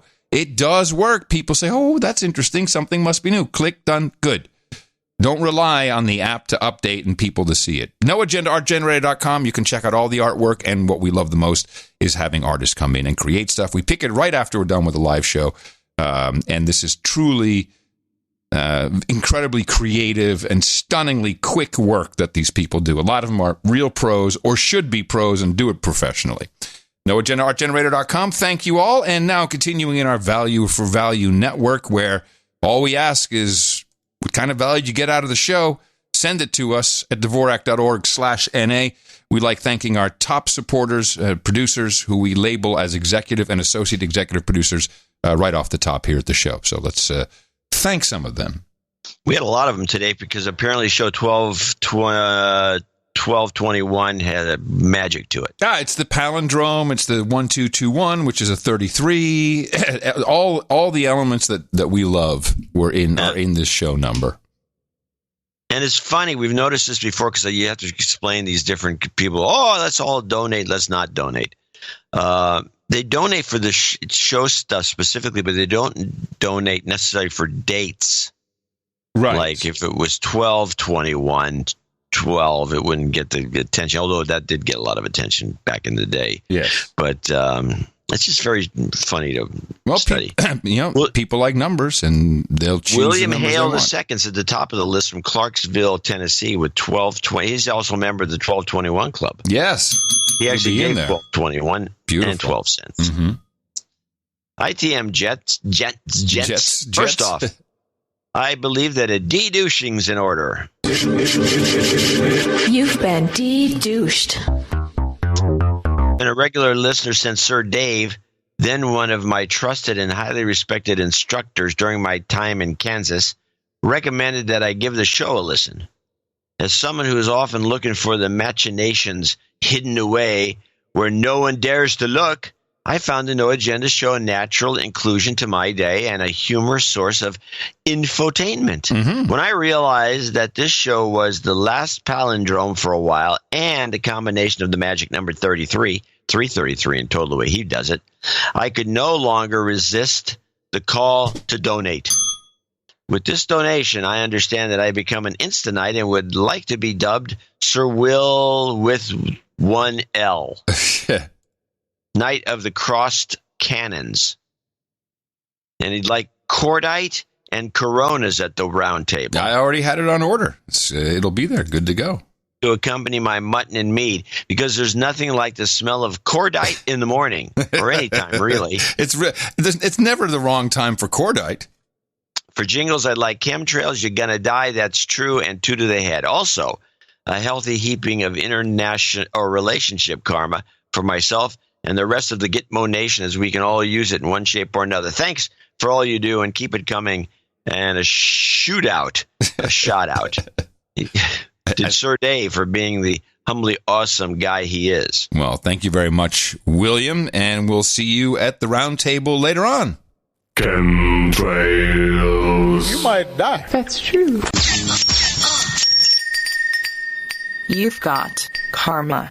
Oh, I got something special for you today. In case people want to request this for the next show. You've got corona. Just in case anyone wants some. We have it on tap. Sean Newcomer's next on the list from Clinton, New York, 56665. Dear John and Adam, with today's donation for show 1221, I have finally achieved knighthood, accounting attached. Where is he from again? New York. Okay, I get the voice. I started listening some years ago, after hearing I sound like I was in Chicago. I sound like a Chicago guy. And after hearing about the No Agenda from the podcast formerly known as Unfiltered. Yes. Oh, yeah. Those guys were good. I'm sad they're gone. They modeled their show after ours. Mm-hmm. Their mistake they made. Yes, they tried to do video. Well, that was mistake one. Yeah. Mistake two was they produced. Oh, yeah, all in post. Yeah, everything was posted up. So the show didn't come out for days. No. We're not for the No Agenda. And that took a lot of time. That'll wear you down. It wears you down. Yeah. We're not for the No Agenda show. But then again, not everybody has an Adam Curry at the helm. Oh, thank you for saying that, honey. It's true.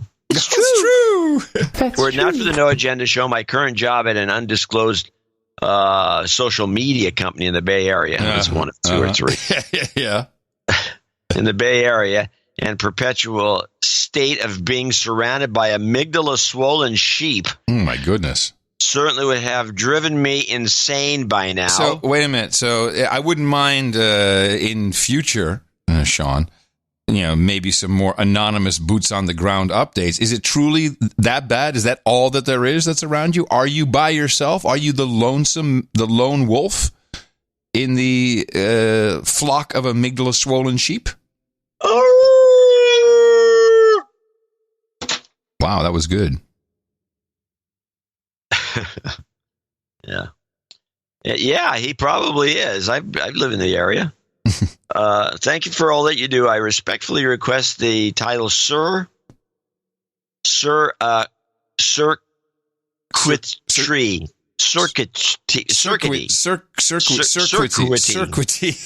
Yes, circuity. Circuity of Central New York and Southern Adirondacks. Wow. Yeah. Jingle requests Huntsman Chinese too, or Huntsman Chinese. That's true. former, and he's got the Fomer. Oh, he wants a Fomer. Oh, and then he's got the accounting. And he wants Fomer. Okay, hold on a second. I didn't understand. Oh, it's Fomer. Give me some Fomer. Here we go. That's true. Oh my God! Woo! Listen to that horn! You've got karma. And you wonder why people are confused when they hear our show for the first time. Yes. All right. Well, Now, Cuevas is on here, and I thought I had an email from him. It may have been something I forwarded. It's gotten lost in the shuffle. Yeah, I don't have anything from him, so I know Eric sent it saying that note was MIA. I looked, I don't have anything. Well, Milton Cuevas came in with 407. I will continue to look, and hopefully I'll find it before the end of this during the second donation segment. Well, then let me give him just a karma just in case, because everyone can always use that, and I don't know what his 407 number is about, so I'm sure it's important, and I hope we find his note. Milton, thank you. You've got karma. Baron Horatio of Arabia, 333.99. Forgive me. This, by the way, people use this a lot. Forgive me, Podfather, for I have sinned. Yes. Not only has it been a while since I last donated, but I feel I have to let my fellow producer, Sir Dave Fugazotto, Earl of America's Heartland in Saudi Arabia, let him down. Yeah. On February 14th, I was in Bahrain, in the meetup day, and chose not to go to Sherlock Holmes, the bar, and have been there many times. I lived just over the causeway in the Magic Kingdom of Saudi Arabia. I chose to celebrate my 59th birthday brunch with my friends, leaving Sir Dave alone. Yeah, hold on a second. I just want to, was it Bahrain? Just listen to how sad Sir Dave sounded. This is Sir Dave, Earl of America's Heartland in Saudi Arabia. I'm at the Sherlock Holmes pub in Manama, Bahrain, for the most marvelous Middle East meetup in Manama. Unfortunately, I sit here alone and didn't have any takers today. Oh, I hope you feel really bad about this. Yes, I would. Yeah. Anyway, not much of a party. My guilt has made it even worse when I heard Sir Dave was all alone in the pub. There you go. I have donated $333.99 for my sins and would hope Dave will plan another meetup, and I'll do my best to turn up and make it like a party. Thank you for the best podcast in the universe. I continue to enjoy the crazy stuff that the No Agenda covers and M5M never covers. It's been so since episode 1, and I think my whole worldview is significantly enhanced by my 2 Sunday listens every week in the morning. Thank you, Baronet Horatio. And your sins have been wiped, my friend, my son. We have a note from the Fugazotto that I'll read at the end of this. The donation never came in, but the note came in. So some confusion there. Okay. I did dig up the note. Yeah. Maybe I should read the note now. Let me find it. Yeah. Why don't you do that? Fugazotto. Of course, big talker. I'm like, leading up to, here it is. In the morning, Earthlings. First things first, Baronet Horatio of Arabia, a loyal citizen of my extended earldom, confessed to missing the most marvelous Middle East meetup in Manamana to celebrate his birthday. If it hasn't already been done, can I request a de-douching for him? Yeah, of course. You've been de-douched. No problem. I think a birthday celebration certainly trumps a meetup, although you can combine them. Mm-hmm. Just saying. Especially since we don't know how many we have left because of coronavirus.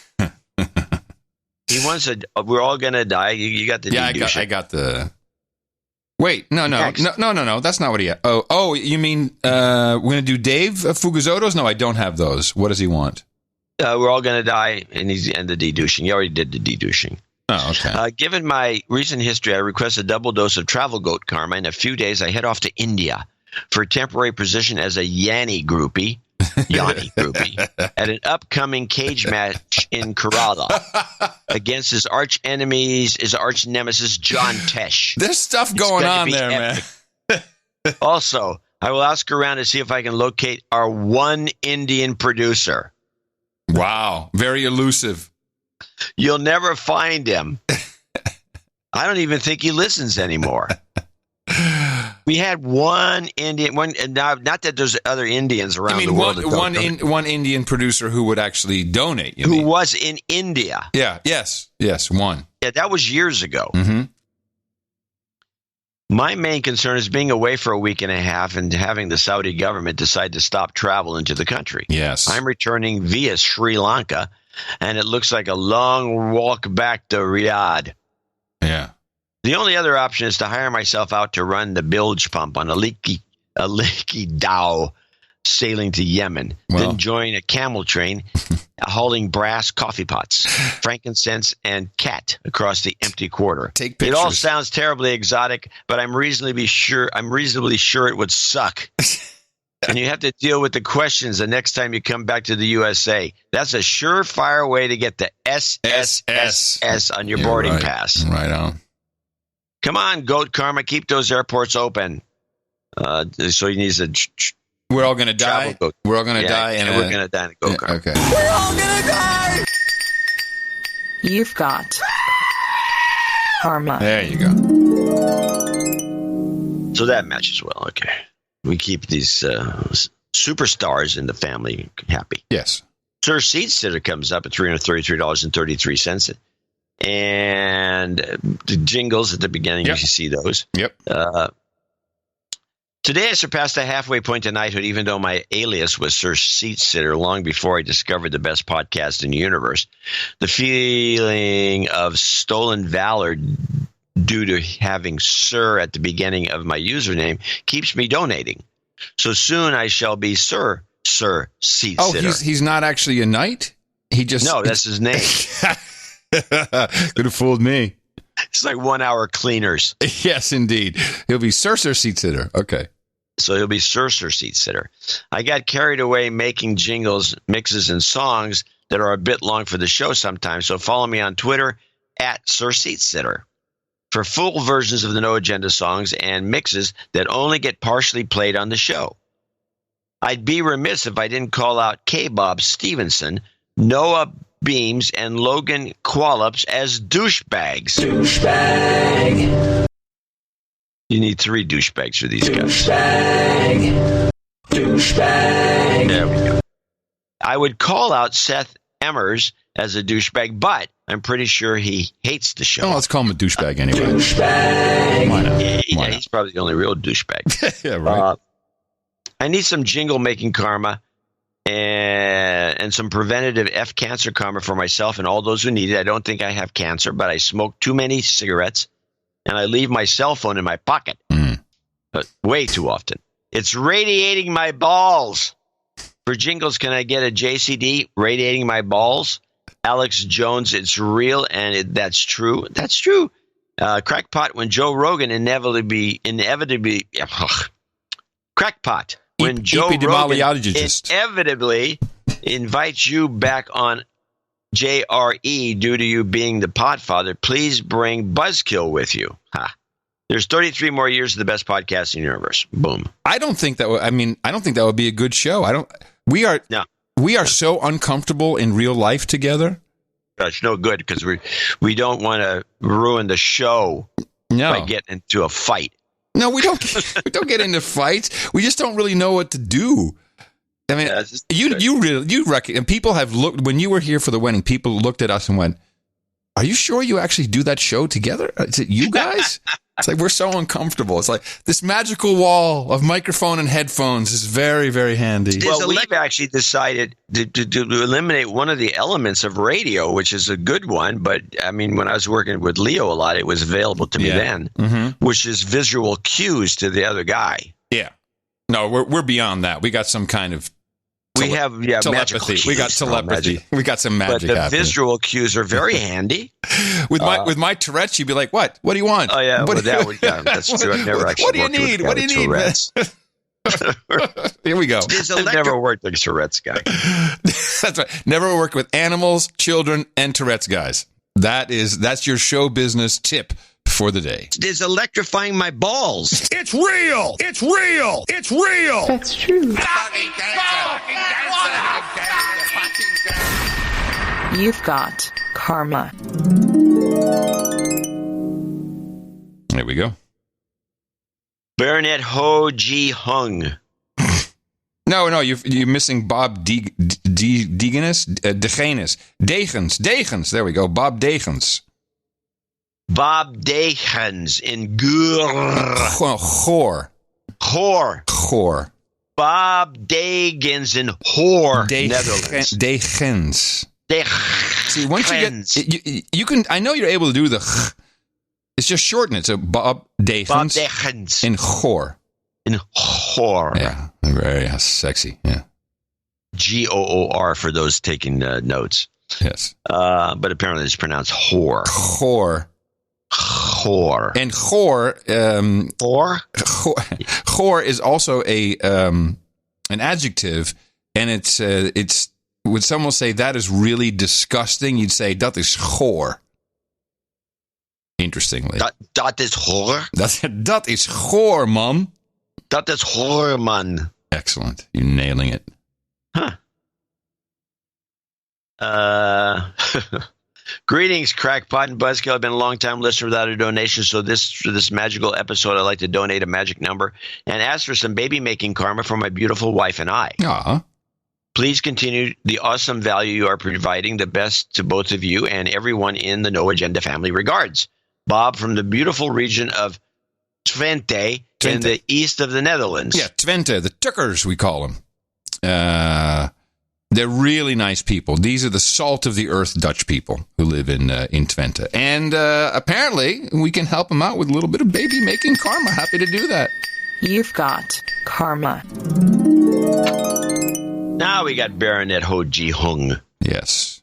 And he sent a note in. Of course, this is really a problematic. I didn't get it to Eric. I did, but it got lost. You know, it was the names don't match. But luckily, I found the note. I sent a donation via PayPal. Thought it would allow me to add a note, but I used one of the links in the newsletter. I didn't. No, you missed it. Is what happened. What are you saying? He sent a note. He says that he sent a note on PayPal, but he didn't see the note to put it. He tried to. Okay. In other words. Okay. So you should get a donation for $3.33. Yeah, okay, we got it. The email matches my baronet name, Ho Ji Hung. And he actually has an email. I apologize for any confusion. Thanks. He doesn't really have any desire for anything. He says, thanks, Ho Ji Hung, a.k.a. John H. Baronet, Mong Kok, Hong Kong. Spending these days stateside to avoid the bat eaters and Wuhan flu. The bat eaters. What, that doesn't happen in Hong Kong? Oh, the Cantonese in Hong Kong, they eat everything. They're chomping. Well, that's what he's. He's not. No, he's saying the bat. He's probably referring to the Hong Kongers as the bat eaters. Okay, good. Okay, onward. Well, thank you very much, Baronet Ho Ji Hung. John Vogel in Bronx. Oh yeah, this is the guy I was talking about. Okay, got it. Yeah, 3/12/21. With this donation and accompanying executive producership, I finally take my seat at the round table with the No Agenda Nights and Days. I'd like to bring gnocchi and kosher wine to the round table. Nice, I like it. Well, I have the attention of the which kosher wine? Manischewitz. When I have the attention of the Value for Value Network, I would like to plug an independent feature film that I am a lead actor in. Oh. It's called The Trouble, and it's a spaghetti western crime thriller set in South Bronx. It's an 84-minute feature film that was self-produced and self-financed with any Hollywood MSM influence. Having no marketing budget, we picked up enough awards and good. Oh, yes, right. I remember about this guy. A word of mouth to earn a distribution deal. He's got a wow. Woody Allen's Rainy Day in New York can't get on Netflix or anywhere. Amazon. Can't get a producer deal in the U.S. He's been blackballed by Jeff Bezos. Yeah. Yet The Trouble, from our very own Knight joining the table today, has nailed it. I can't wait to see this. I'll watch this. Yeah, this could be the beginning of a massive career, which then I can maybe this is my in for your cameo, my bit parts. Yeah, man. You can be in the director's cut. Despite having no marketing budget, we picked up enough awards and on and on. It is, to my knowledge, the only feature film starring a no-agenda night. And it's available streaming on Amazon Prime, free for subscribers, or Tubi, free with ads.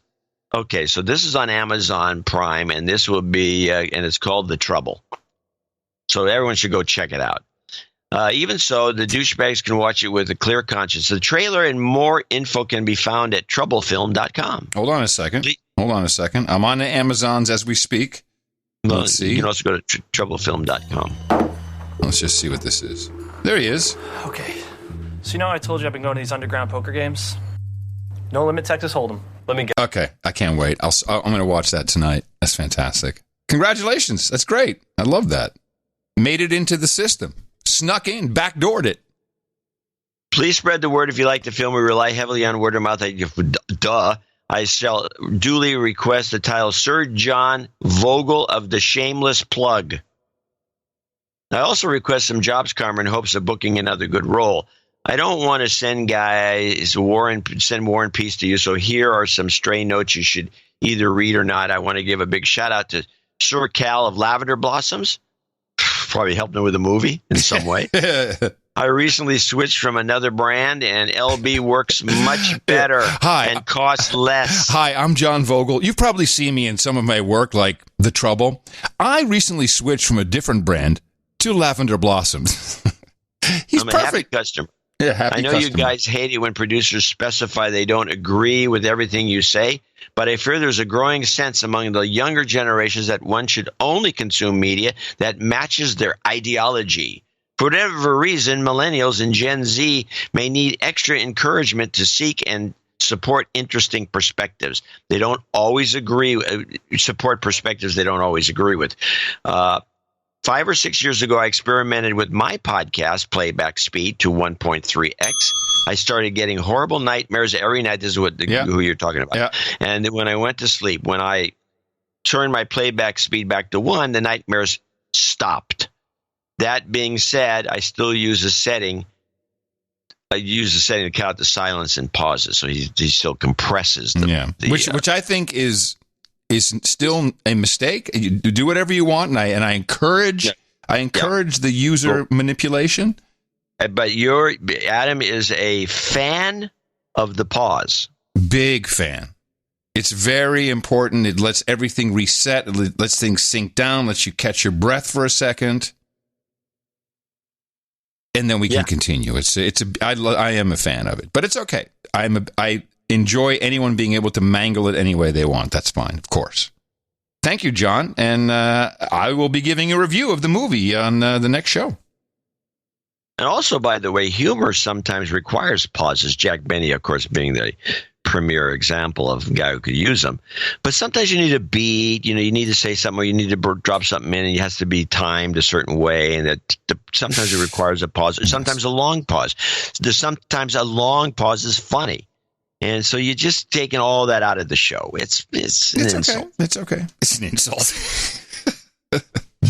It's a minor insult. It's okay. And there goes my role. But right. So much for your bit part.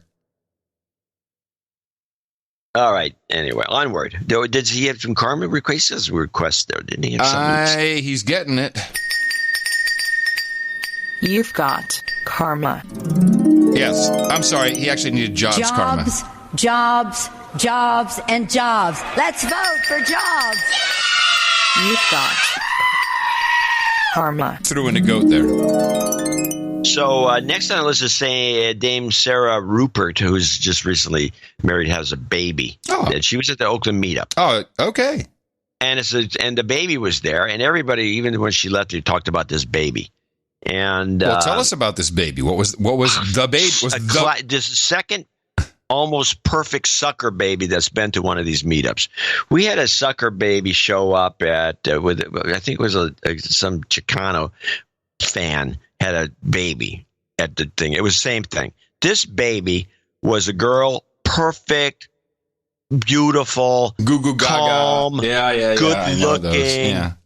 every sort of thing a baby should be. It was just, and it was like, and we talked after she left. I talked to this guy across that's a baby. That's a good looking baby. Yeah, those are the ones that once they hit 2, they become terrorists. Well, not necessarily, but when they're little babies, they're beautiful. Mimi always calls them sucker babies, And a sucker baby is a baby that you bring out in public, and other women and even guys go, "Oh, that's that.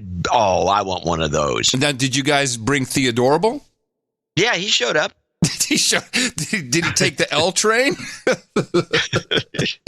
Yeah, Theodorable was there. He's a good Did you get a baby. picture of Theodorable with the sucker baby? No, I did not have the sucker baby with his Theodorable. Touching cones, anything like that? No. It could have been fisting, John. Well, you know what I mean. With the Obama. Fist bump. Fist bumping. So, but yeah, she was there with the sucker baby, and there was an interesting meetup. I do want to tell one anecdote. We had one woman there who was, I think she was a woman that worked for a Quango of some sort, and people should look into that. And she was a girlfriend of a guy that's a real fan of the show, but she's not so much.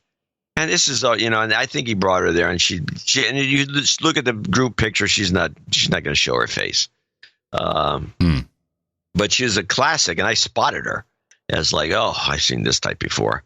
And which, of course, would really annoy her, just saying a type. Mm-hmm. And it was the type of girl, pretty, with very little makeup, if any, but pretty, which is always a good thing.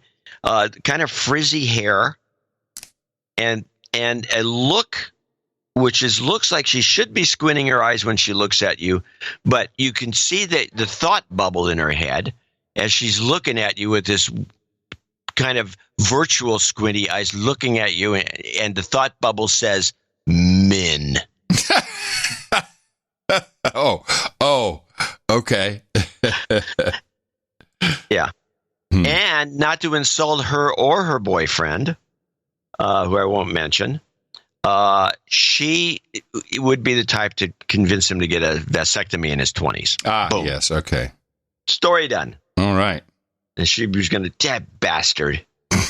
I just thought I'd throw that in there. So, but Dame Sarah did write a note in, and go right to it. Good morning. From former Baroness Sarah Bradley, now in need of a name change. She needs to be put on the list for a name change. Okay. To Baroness Sarah Rupert. You got it. This donation is a special thank you for the No Agenda community for helping me make my repeated requests of relationship karma work. It really took a long time, nearly 10 years, and now I finally met the right person. At 45, I was afraid it was too late for me, but with my No Agenda karma, I'm now married to the love of my life and have had the best little human resource, 6-month-old baby Violet. Nice. And she's how old? 6 months. No, Dame Sarah. It's 45. No, God bless you, girl. Nice. Yeah, she looks like she's about 36. Okay, good maybe, genes. Good maybe genes. 32. Good genes. She's very young looking. Good skin. Yeah, good skin, actually. I've been listening since episode 1. Sorry about that. The No Agenda show has been there for me all these years to support the infotainment, keeping my amygdala small, and for the karma. My donation request is for relationship karma to be given to all the producers that are listening and need it now like I did. Aww. Also, I'm the protectorate of Sonoma County and like to add it to Napa County since I now live in both spots. I'm bi-valleyed. Wait. It's time for a North Bay meetup. I really like to see the Santa Rosa and Sebastopol producers. I hear them in the donation segments. Russian River Brewery, home of the Pliny the Younger and Elder in Windsor, would be a great spot. Actually, it's not in Windsor; it's in Santa Rosa. Be a great spot. Hopefully, some steps in to set up the date, time, post on the meetup page. Blah blah blah. Violet and I will come if it's posted and announced, but I never seem to get organized enough to do it myself. Love and light, Baroness Sarah Rupert and baby Violet. Still hitting my husband Jonathan in the mouth gently. And now I should mention there's an operation that Jonathan's part of, which is this giant wine and food Dean and DeLuca competitor, Dina DeLuca, went broke, and these guys kind of took over. In fact, the place in St. Helena is the Gary's. It's called Gary's Wine Market and Marketplace or something like that. And most of them are in New York and New Jersey, and there's one in Napa for some unknown reason. And it's an interesting place, and I would say they probably have they apparently nail a lot of good wine. Yeah, but anyway, she's married to this guy, and he's like a skeptic about the show already. And she dragged him along to the meetup? No, he didn't show up. Oh. It was just Violet, little baby Violet. So we'll see. Anyway, relationship karma for everybody else. You've got karma. Would you I should probably mention that because of the palindrome on the show episode, along with, which means we have a lot of donation notes to read, along with the all the meetups on the 29th, the leap day, show's going to go long. So if you're an affiliate, be on alert. You want me to pick up one and we alternate a bit? Because these are long. Yeah, go. Mark Menzik, $233.33. Jingles, Sanders, I'm the president. AOC, who's ready for the revolution, you pigs in human clothing. Goat karma for all. Trump Pelosi jobs karma for my daughter-in-law, Brittany. I was compelled to donate after I was hit in the mouth with a couple of 33s during a vacation with my smoking hot wife in Cape Town, South Africa.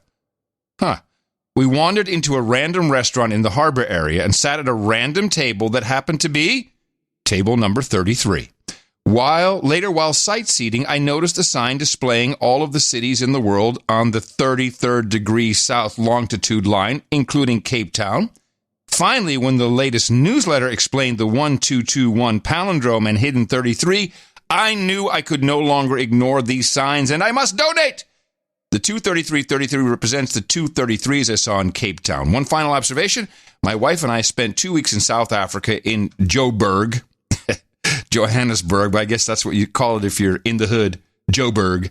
That's what they call it. They call it there too. Sometimes. Joburg on a safari and in Cape Town. During that entire time, we tuned out all news sources. In fact, we did not turn on any TVs, and my amygdala has never been smaller or healthier. Oh, very good. Is that the end of the note? I think that's the end of the note, isn't it? Yes.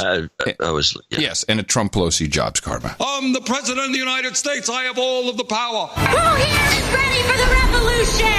You pigs in human clothing! Jobs. Jobs. Jobs. Jobs. Jobs. Jobs. And jobs. Let's vote for jobs.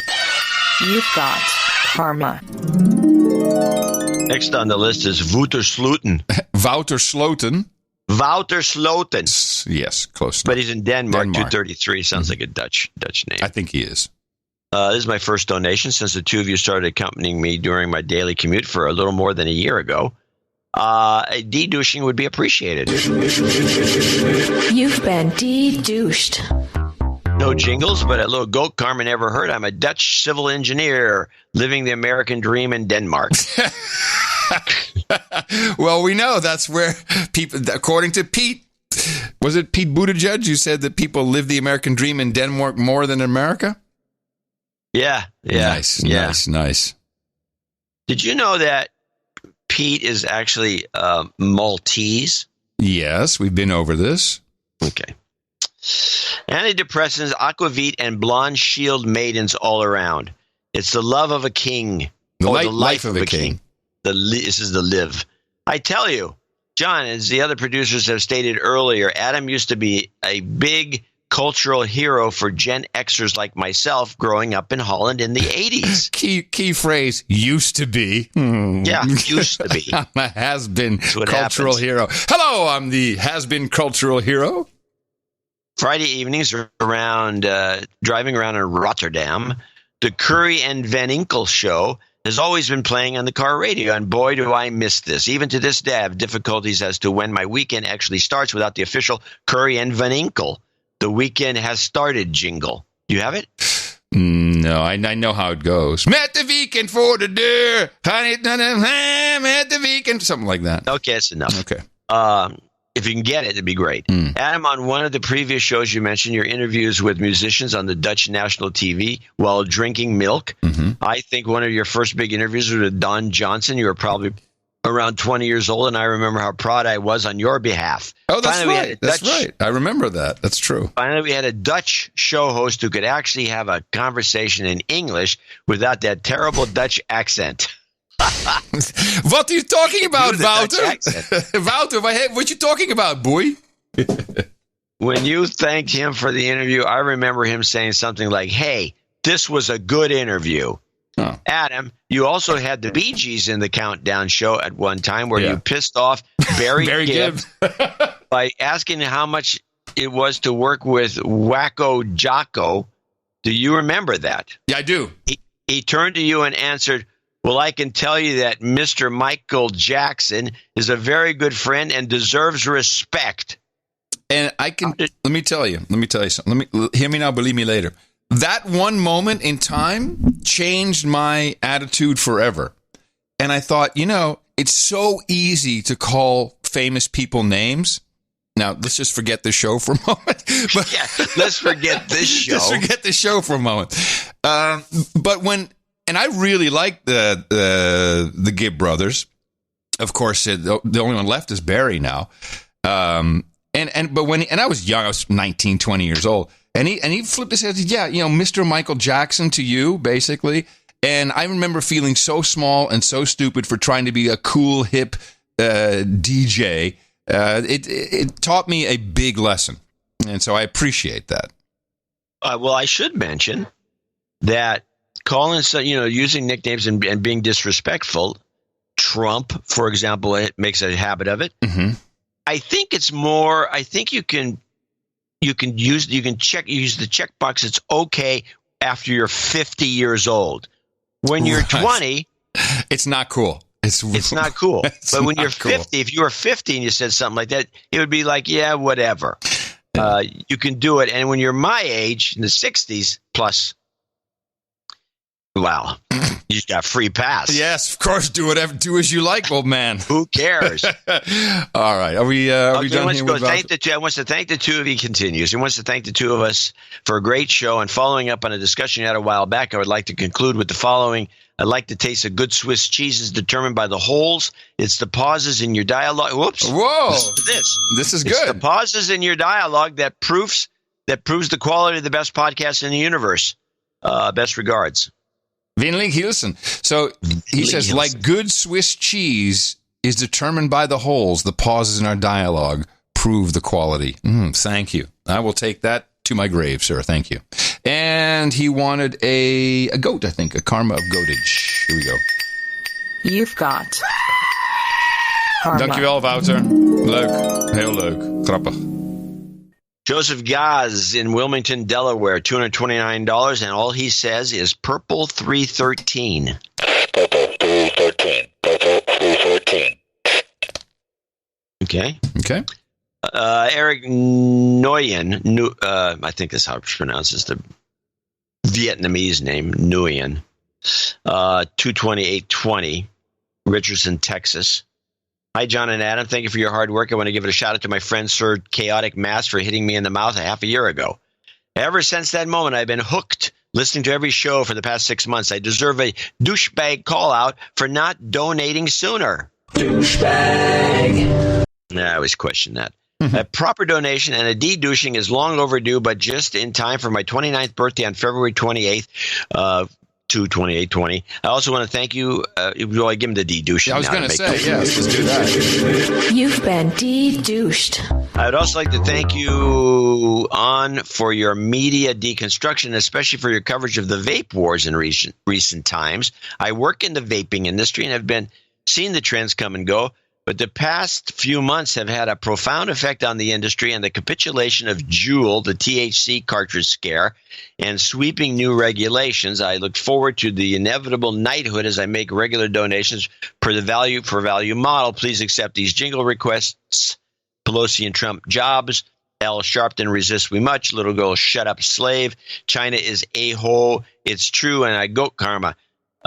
Eric from Richardson, Texas. Yeah, I'd just like to add some content to this because I would have brought it up otherwise. Anyway, there's now a bill that has been passed in the House. It still has to pass the Senate. The president has already said he will veto it, and it lumps in the vaping industry with new tobacco regulations, and it's very negative. It completely compares e-cigarettes and vaping to tobacco products, which is it's no comparison. They even go so far as to say that they have regulations for synthetic nicotine, so not even nicotine derived from tobacco. So there are a bunch of jamokes who are doing that. I think it's a fine cessation product. Also, they're putting regulations on that look like they want to kind of capture the vaporizer inhaling methodology. I'm not quite sure where that is, but the point I wanted to say is that they are now going to do something that we learned is counterproductive. And we learned this years ago when I was still living in I think in the UK. They are now going to mandate all tobacco products, just like the UK and the EU, have pictures on it of horrible lungs and hearts and bleeding crap. And what we've learned, and I remember we made quite a study of this, is that actually makes people want to smoke more, believe it or not. Do you remember we had that whole... You're a daredevil, man. You're daredevil. It has a very odd effect of pulling people towards the product. But here's the thing that it may be different, what they're doing here. It's not going to be pictures. It will be photorealistic images. So they're actually going to draw, if you will, create in graphics horrible-looking lungs and say that's what your lungs will look like if you use this product. So it's a type of propaganda that I find very interesting coming from the government itself. And I hope the president vetoes it. It's ridiculous what they're trying to do to the... Let people want to kill themselves, let them do it, whatever they want. But to then employ photoshoppers to make it look horrible and not even from a real picture? Interesting. All right. Doesn't make sense. Here are your jingles. But resist, we must, and we will much about that be committed. Shut up, slave. My name's asshole. That's true. Jobs. Jobs. Jobs. Jobs. Jobs. Jobs. And jobs. Let's vote for jobs. You've got karma. Jacob Schlachter's next on the list from Fairview, Texas. It could be Schlater, pronounced that way. 22787. Nice note. Long-time listener, first-time donor. Currently listening to the podcast on my 33rd birthday and enjoying every minute. Request a de-douching and old jobs karma. You've been de-douched. Jobs, jobs, jobs, and jobs. Let's vote for jobs. You've got karma. And I'll grab Anonymous here, 22222. Regarding the spread of the coronavirus, considering the spread of it amongst the high levels of government in Iran, I would be concerned about Dubai as a hub for spreading it. I lived in and traveled the region for many years. The Dubai airport has a regional terminal that services Iran as well as many other countries in the region, many with a lot of expats from the EU and Asia. There's also a considerable number of USA, OGA, other government agencies, people that transition through that terminal, exiting the region. Considering the amount of third world traffic that enters Dubai through Terminal 2 and then leaves the region via Terminals 1 and 3, I think that would be cause for concern. Not to mention the economic impact worldwide from local seaways being shut down if there is spread within the Emirates. The majority population is just there for work and lives in cramped quarters. Yes, Anonymous. However, we will be talking about this once we get through all the donations. I don't think you have to be that worried. But thank you very much for your support of the best podcast in the universe. Ono Priester, 221. Did he send us a note, or is that just... I have it. Okay, good. Hello, Pod Fathers. I have sent my donation for show 1221 through PayPal. A small token of my appreciation of your great work. As by the... Actually, I wish you could have this and read it in a Dutch voice. Small token of my appreciation of your great work as by the Mueller report's omission. Surely the best podcast in the universe. Happy to send you the Brothers of Karamazov to read out on Sunday's show. Last Thursday's show left me troubled. Oh. Certainly the Frog 24 account of Frog 24. Account. It took me a minute. This guy didn't catch that right away. French 24. Yes. Account of the extinction level of the skiing industry in the Alps to investigate Snowmageddon in person. I bullied my human resources and my smoking hot better half in the car in Gitmo Nation plus 31 and made my way to Austria. Also on John's behest, I must go, yes, on John's behest, a must-go country for lovers of the outdoors. It's a beautiful place. I am pleased to report that the death of the winter sport, at least in this part of the Alps, is highly exaggerated. More snow than you can eat, and I may leave with some for people who wish to visit the country after me. The region where I am in is just north of the Italian region of Lombardia, and so hopefully we can get locked up in quarantine here for an extra 2 weeks. And then, get your pencil out. Yeah. By the way, this donation propels me to knighthood. Oh, okay. I also donated Julian Naus's as Dame Drive. G really likes that No Agenda Meetup report.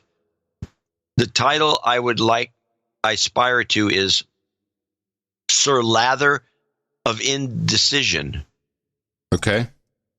For the round table, please serve me a case of Corona and a Schachtel Vlamets. Hold on. Vlammetjes. Corona and a what? Spell it. Schotel. Schachtel. Mm-hmm. Vlamets. Vlamtjes. Is that some sort of fish? VLA and then? And the whole thing is this. Vlamis met Roodnaus. Yeah, just spell it. Vlammetjes. Yeah. And the next word? Met, M-E-T. Mm-hmm. Road, R-D-E. Yeah. Saus, S-A-U-S. What is it? Schotelvlammetjes met rode saus. Come on. Yeah. That's what I said. It's a very Dutch thing. Yeah. Look forward to John reading the letter. Yeah. The latter. Very funny. Glad you put us through that. Rhoda Sans. Okay, whatever. For jingles, I'd like the special helping of 33 is the magic number. Yeah. John's Fist of Nuts. Oh, brother. We don't really have that. And a karma. Thanks again for all the value you gave to the show. From the show, special thanks to Dame Jennifer for ANA. Best of luck, Animated No Agenda. Best of luck with this week's JRE, another program I look forward to. Okay. Keep up doing your sanitation media declassification and the invaluable amygdala trimming. Okay. Done. And just a regular karma? Yeah. 33, that's a magic number. It's the magic number. You've got karma. Mike Schwab from Brooklyn, 212.12. And he says, I put a 2 in the middle of my donation and the show number to suggest that the two-party system is in the center of many of the problems that are discussed on the show. In my book, Expressive Voting, I explore several ways to reduce the two-partiness of the system we use to run elections. The main idea is to vote for as many people as you want with no ranking. This would reduce the role of primaries and introduce a lot of independent variables that candidates could learn from. It would also deflect the spoiler effect and change the role of negative campaigning and campaign finance. Ranked choice is more famous at the moment, but I prefer unranked approval voting. The book is available on Kindle and Apple. I'd love some feedback from No Agenda producers. Also, for those who love numerology and karma, feel free to try out a project I helped with at Life Elevated, Life Prayers. Get a birth card reading from the deck of playing cards, then check the readings for your friends and role models. Have a great experience on Rogan, and thanks for bringing us so much show to look forward to every dang week. Jingles for Biden's big day. Gay bathhouses. Could not find it. I don't know what that is. I'm going to give you the whole load. While we're underwater, we're doomed. Mike Schwab, the boy in Bushwick, Brooklyn. Do you know what the gay bathhouses jingle is? Never heard of it. I'm going to give you the whole load today. We're underwater! We're underwater! We're doomed! Okay. You've got Where'd that karma. come from? I don't know, but I had it. Wow, I don't remember it. I don't either. Boy, we had it. Did you look up gay, maybe find something? Many variations, yes. Nothing. Okay. Bathhouses, bath, nothing. Take this one, too. Matthew Weaver, 202.02, requesting Amen Fist Bump. John and Adam, the second ever No Agenda 3 Mile Island meetup, wanted to chip in for an associate executive producership. Of course, this happened just days before the official pronouncement on episode 1220 that this shall not be done. Anyways, we didn't have any water or blankets, so here's your cash. Another great time was had near the banks of the Susquehanna River. The highlight was definitely the appearance of Brendan F., all the way from Connecticut. Wow. On a mission to endure diversity in all meetings in the Northeast U.S. Brett, is it Brendan, our token black, who's running around? Is that what's going on? That's fantastic. Thank you for your courage, sir. 737 photo and audio report sent via email to Adam and John. Yes, I have that for the meetup segment, and we'll throw in a karma for you 3 Mile Islanders. Amen. Fist bump. You've got karma. Something different. Okay. Almost this there. This is one of the meetup guys. Jim Van Beveren in Concord was there, $201, and he dropped off a check with a note. No Agenda is the best podcast in the universe, but watching animated No Agenda has made the show even better. I used to listen to. Oh, by the way, he's got 2 jingles lined up. I'll tell you what they are. Listen to That Train and Little Girl Yay. Okay. I used to listen to the show and visualize you in your respective studios based on photos I'd seen. Not any longer. After watching animated No Agenda, I see you guys as cartoon figures in a cartoon world. What an improvement. Agreed. Your media deconstruction simplifies and clarifies the M5M. Now I have a simple vision to accompany my simple understanding. Keep up the good work. P.S. I forgot to mail the check in January. Oh, yes, this check is dated January 10th. I hope it's still good. Jim Van Beveren. Yes. Anyway. Thank you, Jim. And thank you, Jennifer Buchanan, for the fantastic Animated No Agenda. Go to Animated No Agenda on YouTube. Subscribe if you haven't already done that. Oh, my God! Woo! Listen to that horn! Yay! You've got karma. Anushka Wardy from Lafayette, California. Oh, this is for you, but I'll read it. Hey, John. Last time I donated was shortly after an Oakland meetup. You called me out. Where were you? I planned to show up yesterday, but was on a winning streak playing Mahjong, so I couldn't leave. Love the show. Catch you next time. It's true. When you're on a winning streak of Mahjong, you just can't leave. It's like bad form. I guess. Yeah. Well, we got other meetups coming up. Maybe she'll show up. I won't recognize her. Who? Heather Isaacs next on the list. Fort Worth, Texas, $200. She writes, can I get a de-douching so my smoking hot boyfriend can stop threatening to call me out as a douchebag? Done. You've been de-douched. Done.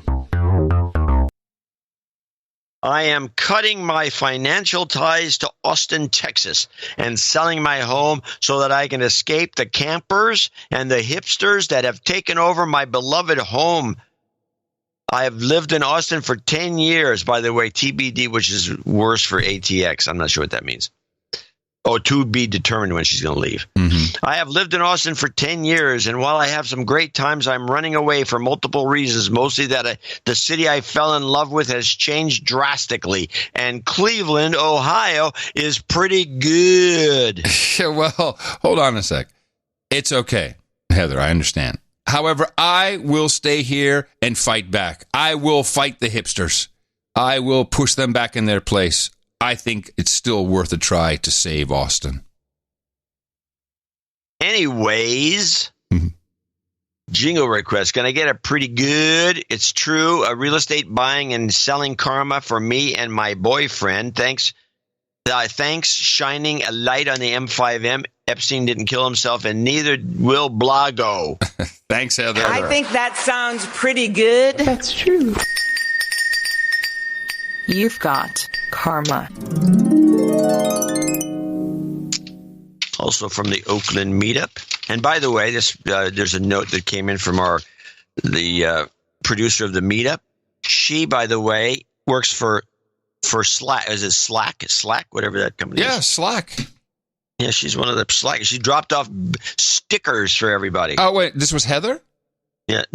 Is it Heather? Yeah. Oh, my goodness. I wish I was there. Is it Heather? I have so many questions. I think it's Heather. I think that as much as I despise it and think it's very damaging, I believe that Slack, despite what Andrew Horowitz thinks, is the groupware of this generation. I think it will continue to grow and be a very successful company. There's no lack of demand, no lack for the demand of Slack. It's very, very, very interesting how people come into companies and they expect Slack to be there. I think it's a long-term winner. We actually had something of a conversation about Slack. Jennifer Chang, not Heather. Oh, I'm sorry. We had a long conversation about Slack and its implications and how many people have a special ring. It comes with a special bing. It makes some sort of noise. Oh, I guess. Yes. And it's sociologically in all the families or the people that are working in a company that requires Slack. They're always bitching about the phones. They're on the phones all the time. I'm in agreement with Andrew, but I'm in agreement with you. It is Slack specifically is Pavlovian, slave-oriented groupware. Yes. And that's better than Zoom and all that other stuff. Yeah. I don't know what her position is at the company. She's dropped a lot of stickers.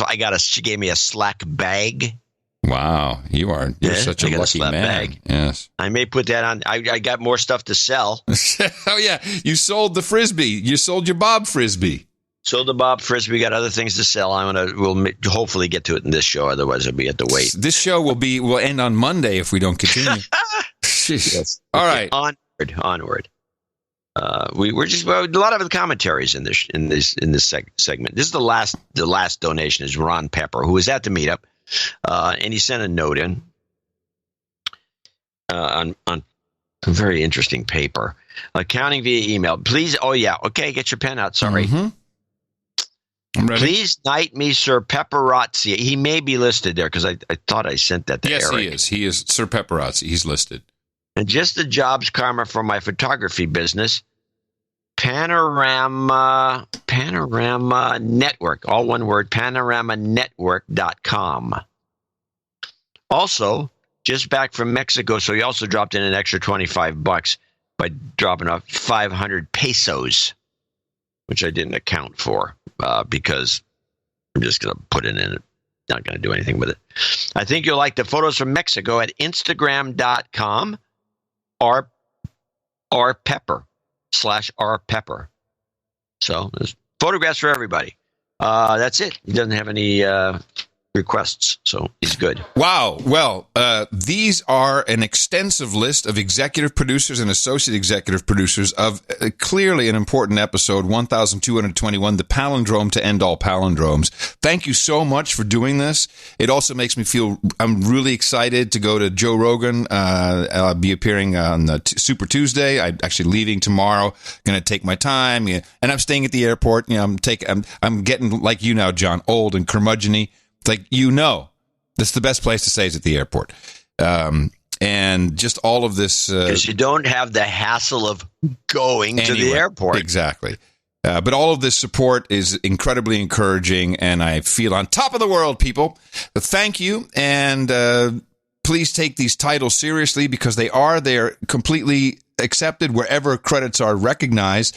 So you can say that you are an executive producer or associate executive producer of No Agenda Show 1221. Thank you for your courage. And for those so inclined, please support us for our next show, which will be on Thursday, the Big Super Tuesday review show. Dvorak.org/NA. Can't wait. Remember, 3-3.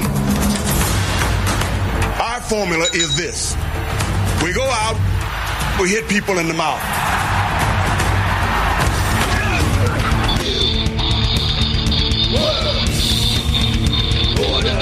Shut up, Slade. Shut up, Slade. All right. Kung Flu. Is really, I'm going to give the most important piece of information right up front. This is going to be a big spoiler. And I posted this, but this is from the New England Journal of Medicine, which, as far as I know, is a reputable source. Is this a reputable source that we can see? Yes. Okay. So when people read this, they're not just going to say, it's like conspiracy theory. It's not like the New York Times, no. This is written by written and researched by Anthony S. Fauci, Dr. Fauci, Clifford Lane, and Robert R. Redfield. These are people who have been around in the business for a very long time. The most important paragraph of this I'm going to read for you, because this is the problem that I'm seeing with the numbers, and the numbers is the mortality or fatality rate which people are throwing out there, and the fatality rate is based upon number of cases who have it and number of people who die. Now, unfortunately, there seems to be a problem with testing kits. Some of the testing kits don't actually work as a kit. You have to draw blood to do it. So we really don't know how many people are actually infected. I could be infected right now and not know it. I may or may not get symptoms, but I'm certainly not counted because no one knows it. This is a little different than severe influenza, which has different symptoms, and it's as much more is known throughout decades and decades of witnessing this. So it's very easy to say, it has a 2% fatality rate. Well, yeah, that's with the people we have tested now. And I should mention that, as JC pointed out, and I think I mentioned in the last show, to get tested, if you're like here and I want to get tested, the fee is $3,000 and the insurance companies won't pick it up. Yes, and so this really doesn't. This skews our numbers, and I'm very tired of people telling me that I'm not taking this seriously, or, send me all this stuff to look at. Let's just look at and I think we've always taken the New England Journal of Medicine seriously. We don't take a lot of things seriously, but this we have. So I'll read you the most important paragraph. On the basis of a case definition requiring a diagnosis of pneumonia, that's what people die from, or not, the currently reported case fatality rate is approximately 2%. In another article in the journal, Guan et al. Report mortality of 1.4% amongst 1,099 patients with laboratory-confirmed COVID-19. So that's an official. So they got almost 1,100 people, and they got 1.4% of those people dying. These patients had a wide spectrum of disease severity. If one assumes that the number of asymptomatic or minimally symptomatic cases is several times as high as the number of reported cases, that's what I just said. So I may have no symptoms, or I'm feeling just a little uneasy. I'm not reporting it. I'm not going to the emergency room, not going to my doctor. If that is the case, the case fatality rate may be considerably less than 1%. This suggests that the overall clinical consequences, which I believe to mean death, of COVID-19 may ultimately be more akin to those of a severe seasonal influenza, which has a case fatality rate of approximately 0.1%, or a pandemic influenza similar to those in 57 and 68, rather than a disease similar to SARS or MERS, which have had case fatality rates of 9 to 10% and 36% respectively. So this confirms what we have been suspecting, and from all the reports we've received, that this really is not a big deal. It is a media big deal for a number of reasons, and I have a few things to back up all assertions here. The first thing is Sanjay Gupta, who literally agrees with what is being said here, but this guy doesn't agree with it in real life, but he's saying the following. Do we have the means to test everyone? I don't think we do. And I think that this has been a glaring problem, to be candid.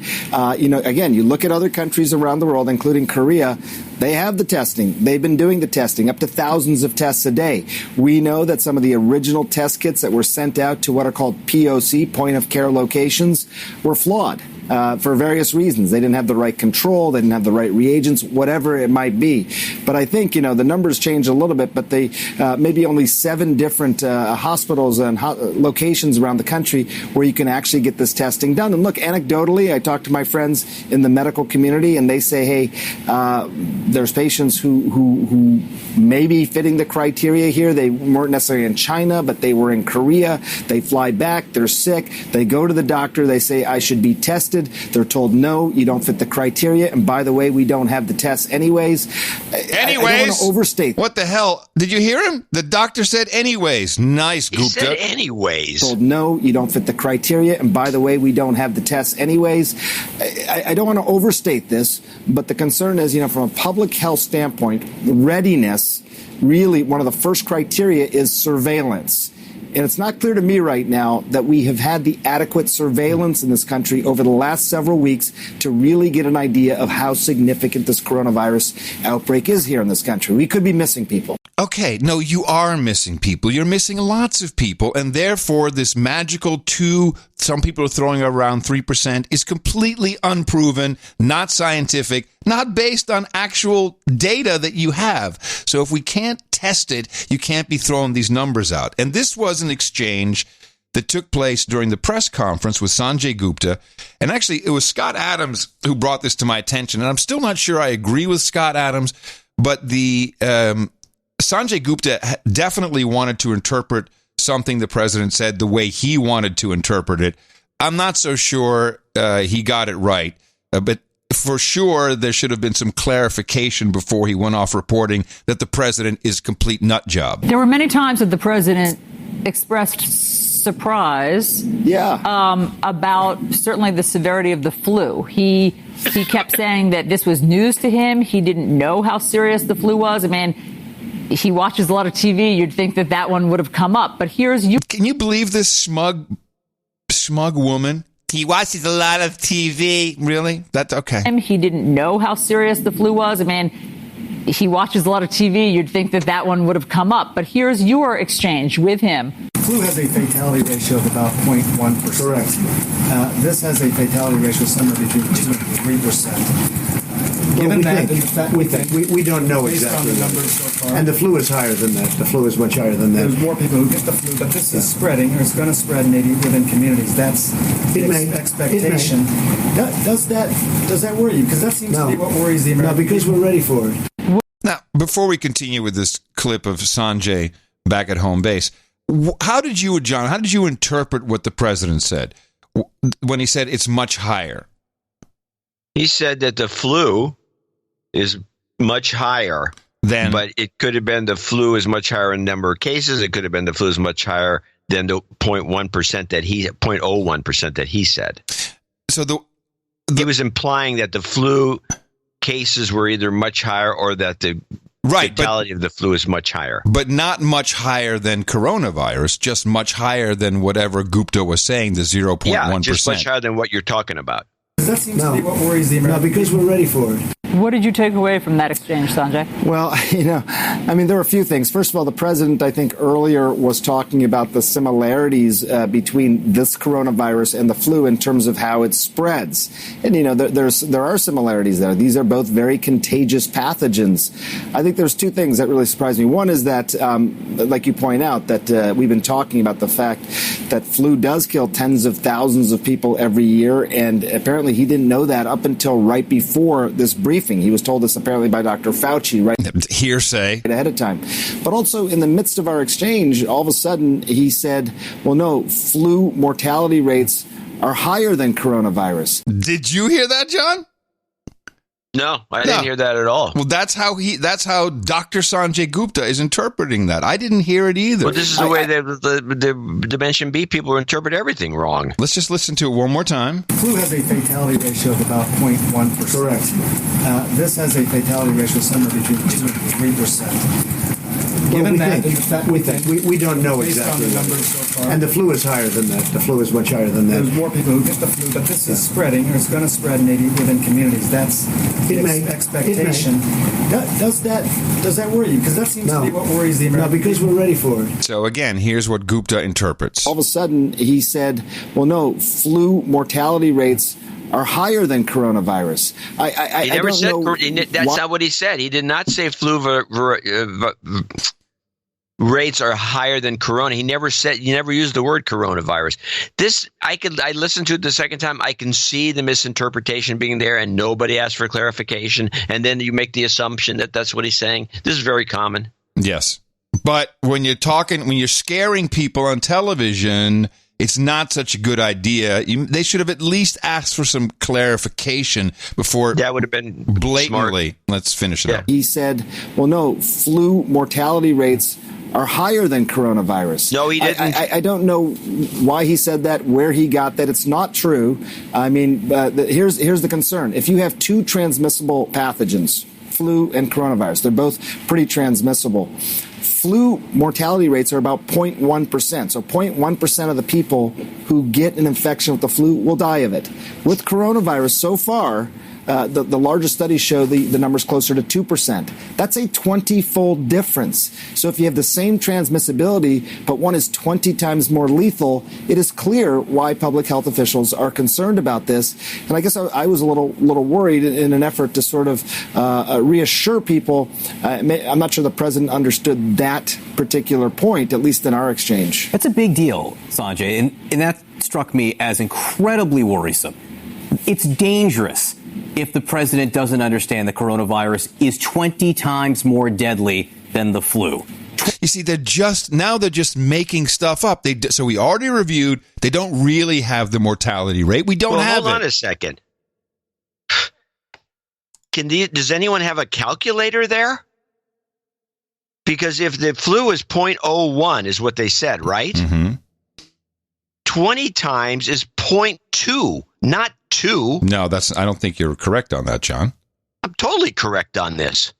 It's 0.1, not 0.01, it's 0.1.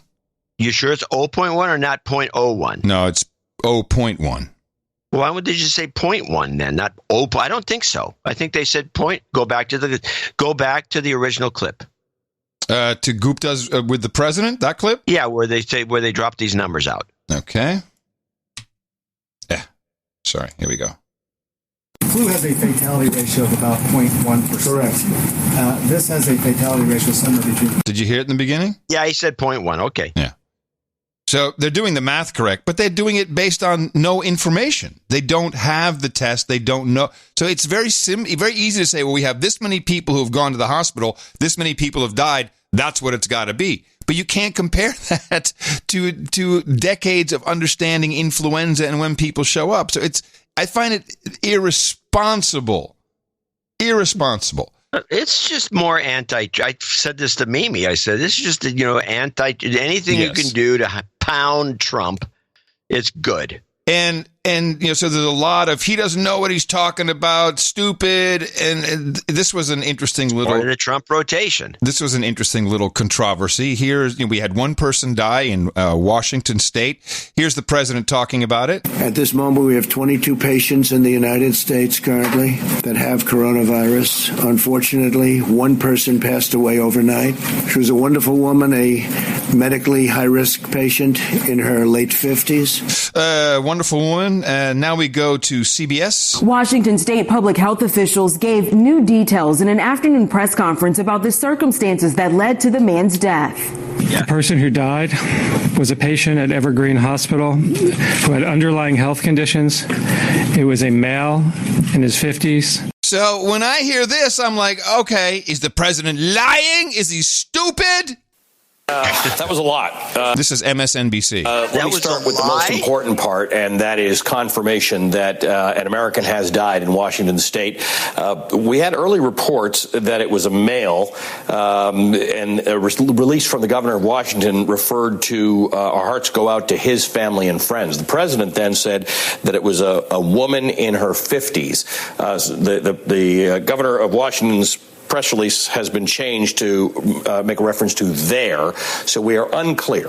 We do not have confirmation. We're trying to get confirmation, but we do know that the first U.S. citizen has died. I still don't know if it was a man or a woman, but this just goes to show you how stupid everything is. Dr. Drew, are we overreacting? Yes. Yes. Yes. I'm hearing this from doctors left and right. Yes, and we are not overreacting. The press is overreacting, and it makes me furious. You're the press. The press should not be reporting. This is Dr. Drew. Medical stories as though they know how to. No, I heard. Sorry. Yeah, Dr. Drew is really irked about this. Yeah, Dr. Drew, are we overreacting? Yes. Yes. Yes. I'm hearing this from doctors left and right. Yes, and we are not overreacting. The press is overreacting, and it makes me furious. The press should not be reporting medical stories as though they know how to report it. We will, if we have a pandemic, I won't know how to tell that we're actually having a pandemic because everything is an emergency.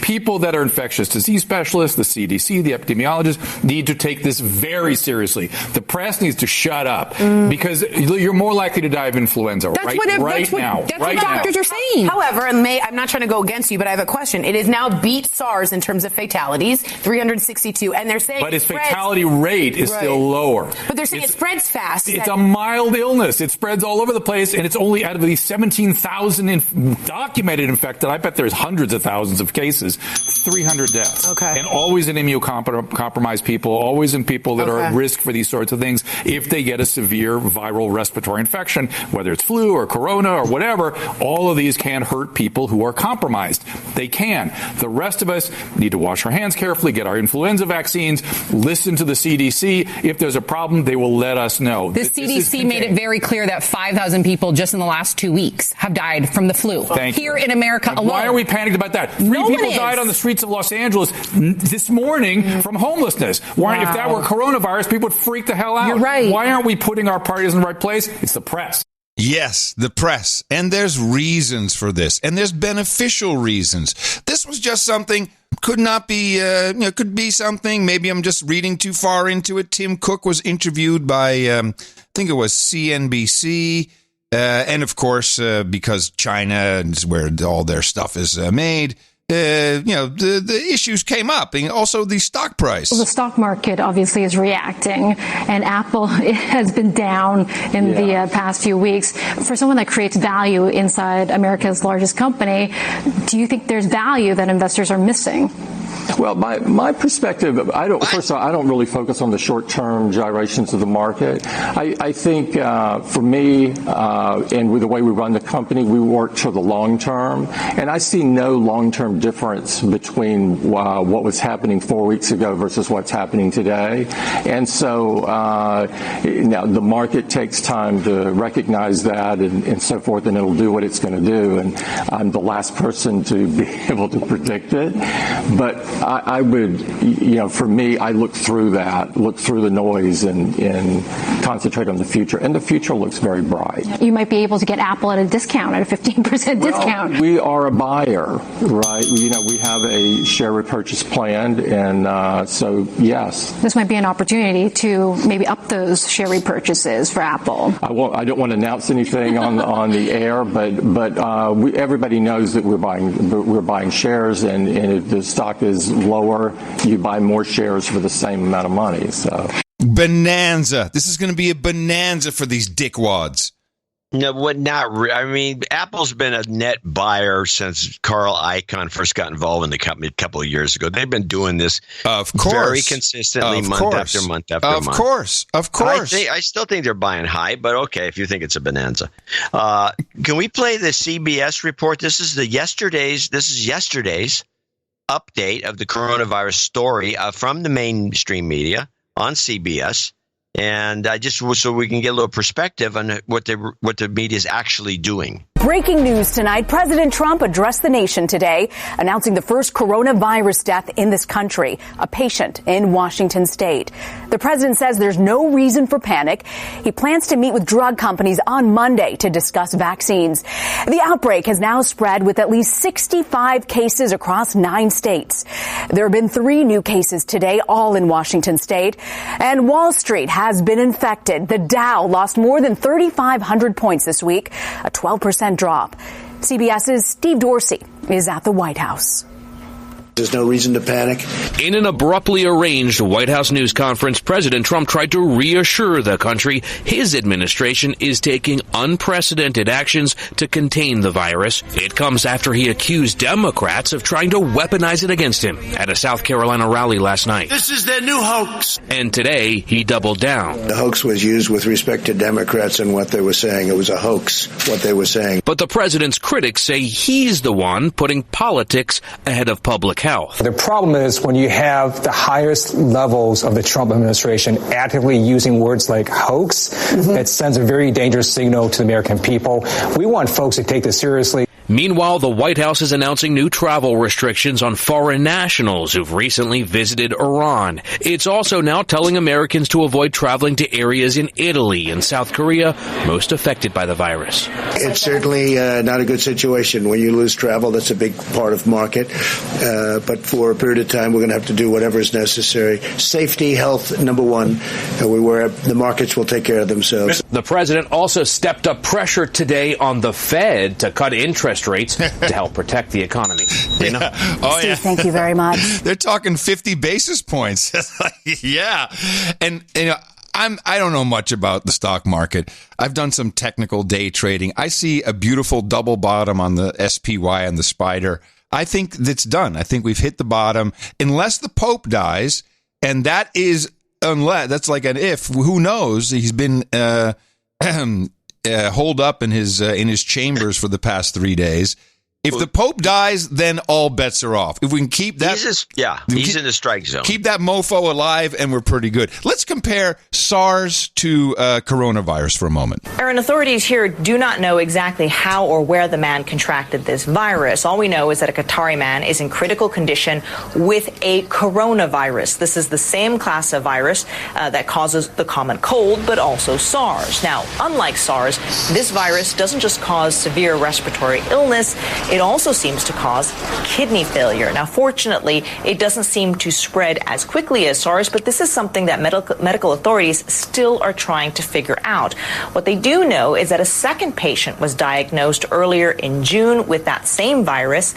That patient died. And what authorities are looking at now is to see whether or not these 2 patients were in any way connected and how or where these 2 may have contracted that virus. And that will help authorities figure out whether or not this virus is spreading or whether it is already much more widespread. Just to show you we've been around that was a bit. MERS, though, that clip. That clip was from 2012. Yeah, that was a MERS. Yeah. That wasn't SARS. I just wanted to put it in there. Oh, yeah, okay. Just to show we've been through this. We've seen it. We've been around the block. We got the DVD, the T-shirt, the bumper sticker. Calm down. Calm down, people. And you're right. It is just more reason to go after the president, which I find that's when you're talking about life and death, even though it's not all that horrible. It's really messed up what the press is doing. In fact, this is Fauci, who is I'm not a fan of Fauci, by the way. The guy owns patents on viruses. He's a total douchebag, but he's been in this business for a long time through multiple administrations. People trust him. So he canceled several appearances on the Sunday shows. And immediately, this is what the press does. Thank you, Mr. President. And I'm just going to ask you directly about this with regard to the flow of information. From the very beginning, you received a lot of criticism regarding that, in particular about Dr. Anthony Fauci. He is world-renowned in contagious diseases, and there were reports out there that he was being muzzled. Can you tell us that this widely respected expert, Dr. Fauci, will have every opportunity to tell us the truth? Well, that's a very dishonest question because he has had that ability to do virtually whatever he's wanted to do, and in fact, he was never muzzled. Okay. I think I can speak. You can speak. Why don't you speak to that? Very dishonest question, but that's okay. It's not dishonest. I want to clarify, Mr. President. I want to clarify. So let me clarify it. I have never been muzzled, ever, and I've been doing this since the administration of Ronald Reagan. I'm not being muzzled by this administration. What happened, which was misinterpreted, is that we were set up to go on some shows. And when the vice president took over, we said, let's regroup and figure out how we're going to be communicating. So I had to just stand down on a couple of shows and resubmit for clearance. And when I resubmitted for clearance, I got cleared. So I have not been muzzled at all. That was a real misrepresentation of what happened. Yeah, well, I can't wait until the media says he's been co-opted. He's been hypnotized by the president. That's good. He's You're gone. right. He's gone off the reservation. We can't trust him anymore. Fauci is one of them. Whoa! Yeah, this is what they did with Barr. Yeah, and you've reached. Go ahead. No, that's very funny that you make that observation because that's exactly what they do. Yeah. First, they accuse the president of something that didn't happen, and they do a dishonest question, as he says. And then the guy that's the focus says, "Hey, no, nothing happened." It's the guy's sold out. Yeah, sold out. That's the one. Sold out. Time. He's a multimillionaire, owns patents to multiple vaccines. Sell out, sure. But you've reached peak coronavirus when Fox Business News brings you this one. Four-legged furry friends. We're talking about all ourselves. We're focused on ourselves, buying perishables, trying to prepare for whatever's going to happen in the next coming months or weeks or so. But what about our pets? The FDA is now saying that 6 out of the 32 companies here in the United States that make active drugs for pets could be facing supply issues. Why is that? Because they get some of their active ingredients from China. They've already issued, they're talking about the fact that there could be disruptions. There haven't been any disruptions. So I don't want to alarm any of our viewers right now. Okay. But we know that on the CDC. I like it when she's not trying to alarm me by shouting. Website, they are warning us to get non-perishable items and to stock up on possibly medication. Now you may have to consider that for your pets, given this industry, true, is worth about $75 billion. I'm not sure if we can see it on the screen right now, but there's some stocks that I pulled up. Zoetis, they're well known in the industry in the United States for animal health. I was just speaking with an investment banker earlier this morning who said he flew down to Texas for a deal. He went to go shake the CFO's hand, and the CFO for this deal refused to shake his hand for fear of catching something. And it wasn't just the CFO, it was one of his colleagues as well. So I feel like the fear factor seems to be escalating a little bit, even though we haven't seen the spread yet here in the United States. But people are definitely taking precautions, especially when it comes to your pets. Yep, but those anecdotal stories actually are very important. Very important. I know they're anecdotal, but they are important because that's the mood of the country. I will need to assess the anxiety level in the country. Good stuff, Christina. Thanks very much indeed. Yes, cover your ear, cover your kids' ears. Fuck you, Varney. Huh? I was watching Kimmel, and I don't remember the guest, but one of the guests comes out and refused to shake hands or hug, and so Kimmel came up with a fist bump. Yeah. And the guest, no. And he said, no, let's do a elbow, foot bump. No, knee bump. No, well, I think it was a foot bump. Did you watch it? Yeah, it wasn't that one with the Schlesinger, but that was their first. It was the better. Oh, no, it was the one before Schlesinger. Yeah. Wasn't it Better Call Saul, the actor? Yeah, that guy. Yeah, that guy. I didn't know it was a knee bump. I thought it was a foot kick. Whatever it was. Stupid. It was totally stupid. Come over here. I'll put my tongue in your mouth. Well, no, I won't do that. But you know what I'm just kind of the idea. You can do that with Rogan. Now that would be legendary. That would be the way. That would think be of the ratings. Now, one other thing I do want all producers to pay attention to. We've heard the calls for, the president said $2.5 billion, which is really only $1 billion because we already had this money set up. January 29th, the president announced his coronavirus panel of experts. And if you recall, what was the media's response? Do you remember what CNN said about the president's coronavirus task force? Losers. No. Look at the picture. Coronavirus task force, another example of Trump administration's lack of diversity. No black people. No. That's all they could say about it on the 29th of January. And the people who are in and on the task force are quite accomplished. But, of course, no one's going to look at that. Now, what you need to look at is Chuck Schumer said, no. Oh, we need $8.5 billion minimum. We need $8 billion.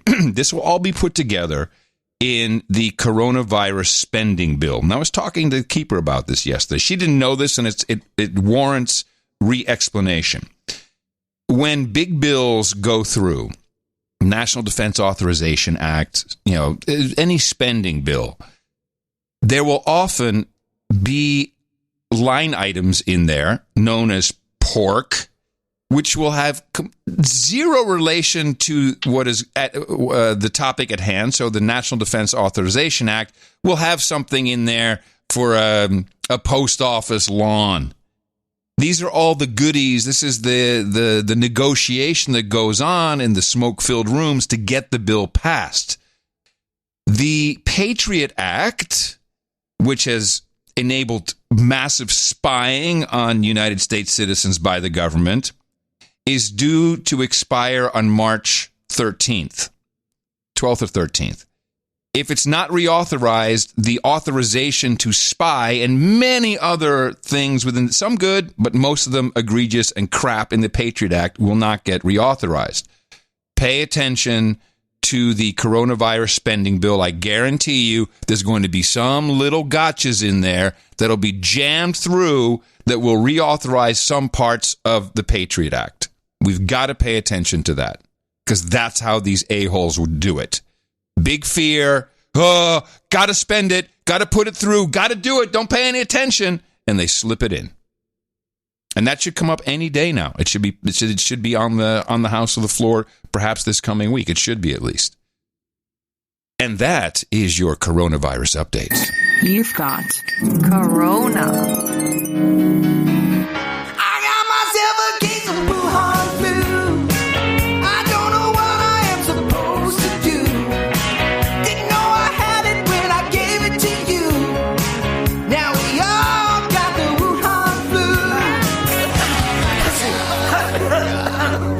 Live another day. Well, while all this is going on, the big story, what do you think the big worldwide story is? Or at least I have my opinion. The big worldwide... That's not reported at all. We don't care. Screw it. Because I see your clips, I know what it is already. I can already line it up. We'll line it up. It's locusts. In northern Kenya, the next generation of locusts has already been born. But as the plague multiplies and spreads across Africa and the Horn of Africa, governments hit by violence or a lack of supplies are struggling to hold back the tide. In a region where 19 million people already go hungry, the UN's Food and Agricultural Organization representative to Kenya, Dr. Tobias Takavarasha, says it's a disaster that eclipses all others. It is a big threat. It is the biggest threat. Much as we say drought is a threat, much as we say that floods can be a threat, but if we are trying to rank them, I think they're all threat, but desert locust situation is an unprecedented threat on food security. A single square kilometre swarm can eat as much food in a day as 35,000 people. And the FAO warned last month that, left unchecked, the number of locusts in East Africa could explode by 500 times by June. When eggs hatch, as they have been doing recently in Kenya's Archer's Post, the young locusts, or hoppers, are earthbound for 2 weeks and are more vulnerable to spraying. But this month, Kenya, the region's wealthiest and most stable country, ran out of pesticide for about a week and a half, leaving residents and farmers to watch helplessly as the crops they count on to feed their families were devoured. Yeah, I have been following this a little bit, but only when you turn on Pluto TV. Will you see this report anywhere? Yeah, this is unbelievably horrible. Nobody's reporting on it. It's good. I mean, if I was a news director, it's good material. It's if you want to great get video. people It's great to video. horrify people. Yeah, the video is good. Videos are fabulous. Let's play part 2. It's disturbing because we've never seen anything like this. And also when they land on the vegetation, they eat everything, even the grass. If this continues, they will eat all the vegetation. In neighbouring Uganda, the military has been deployed, hand-spraying trees in the morning before locusts take flight. Somalia, where the infestation was first reported in December, can't provide security to exterminators. Ethiopia needs 500,000 litres of pesticide for the upcoming harvest and planting season. But the country's single pesticide factory is struggling to produce its maximum 200,000 litres as foreign exchange shortages have delayed the purchase of chemicals. The pesticides are available, but the pesticides require financial resources before they can be released. The FAO says containing the plague will cost at least $138 million. So far, donors have pledged $52 million. Where's Bill Gates? Where's Bill Gates? All he's writing about it. $138 million, which is a lot of money to kill some bugs. $138 million. Bill Gates. You can name him. You can name Bezos. There's all these guys. This is like chump change. Because they're black, John. They don't care. They're racist. I don't know if that's true, but it sounds good. It sounds good. Let's look at the 10 plagues of Egypt, of which the locust is one. Water turning to blood. I don't think we have an example of that yet. The frogs. Ebola, okay. Frogs. The frogs. Lice or gnats. Lice is definitely all over the place. Wild animals. I don't know. Pestilence of livestock. Boils. Thunderstorm, hail, and fire. There you go. Darkness. That's for California. Darkness for 3 days. And death of firstborn babies. We're ahead of the game so far. I think we're doing okay. Yeah, sounds good. Doing okay. But it's very interesting how actual news is just pushed away by something that is handy to scare people with, and is done by amateurs. These news people are amateurs. They don't know what they're doing, and they don't care. They don't care. They're incompetent. It's just like, why does anybody read these publications or watch these TV shows? They don't give you anything. There's nothing else. Is this, by the way, the locust story is exciting if you're a news person. No, that's not for these news people. Orange man, it's got to do with Trump. Yeah, got to have Trump. Well, here's how I would spin it. Now, here's how I would spin it. Let me see if I can do this. It would have to be something like, just when you thought it couldn't get any worse, the president already ignoring coronavirus. Now, the heavens above are showing us how scary he is with locusts. I could turn it into a story. There's some ways. There's just ways of doing it. The only major I got other international stories, but I think we need to take a break. But I do want to get this one out of the way, which is there is an Afghanistan story floating out there. This was on. Just a small story, small one. Yeah, we've only been fighting this war for 18 years, but this actually was on CBS, so it's not completely. I think it was on Saturday. It's not completely ignored by the mainstream, but it could have been. I think it's a little more important than Trump guys calling a man a woman. The United States today signed a historic peace agreement with the Taliban. It could end America's longest war, which began after September 11th, 2001. Imtiaz Tayyib has the details. For a war that started with such fury, the first real step towards ending it was his gentle pen stroke. The agreement signed by the U.S. and Taliban's top negotiators was also, quite literally, written on the wall. A peace deal, nearly 19 years after 9/11. Secretary of State Mike Pompeo was there to witness it. We recognize America shouldn't fight in perpetuity in the graveyard of empires if we can help Afghans forge peace. we believe that the Afghan people are ready to chart their own course forward. The course forward follows more than a year of tough negotiations. The Trump administration is promising to pull out 5,000 of the roughly 13,000 U.S. troops currently in Afghanistan within 135 days. And in 14 months, a full withdrawal. The job we've done has been a fantastic one in terms of terrorists and terrorism, and it's time for our people to start coming home. But only if the Taliban keeps up its side of the bargain, which requires it to sever ties with al-Qaeda and to negotiate power sharing with other Afghan political factions. Not part of the deal? Protecting the rights of women and minorities who were so brutally repressed the last time the Taliban was in power. But after $1 trillion spent and thousands of lives lost, few want to see the fighting continue and hope this really is the beginning of the end. Imtiaz Taib, CBS News, London. Yeah, did you look at the details of this deal? No, I didn't. I did, and I think it's a drug deal.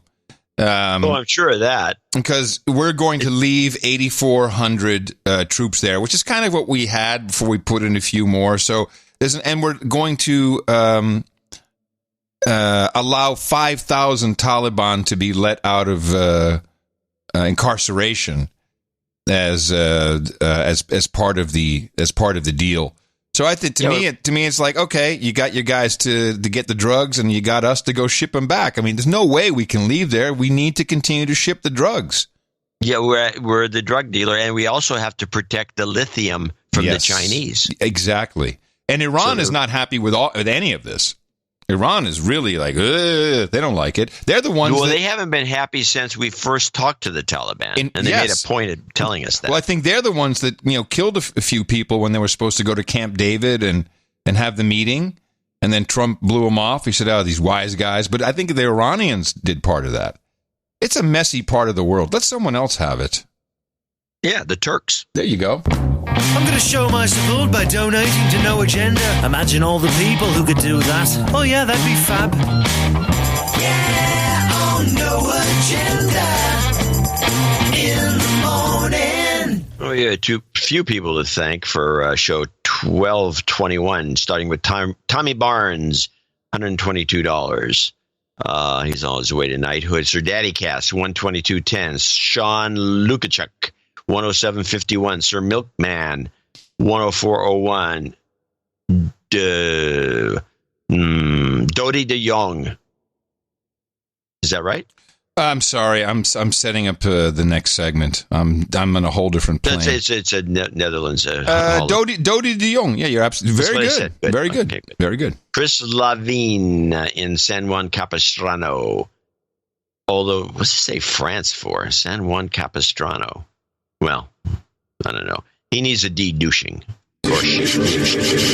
You've been de-douched.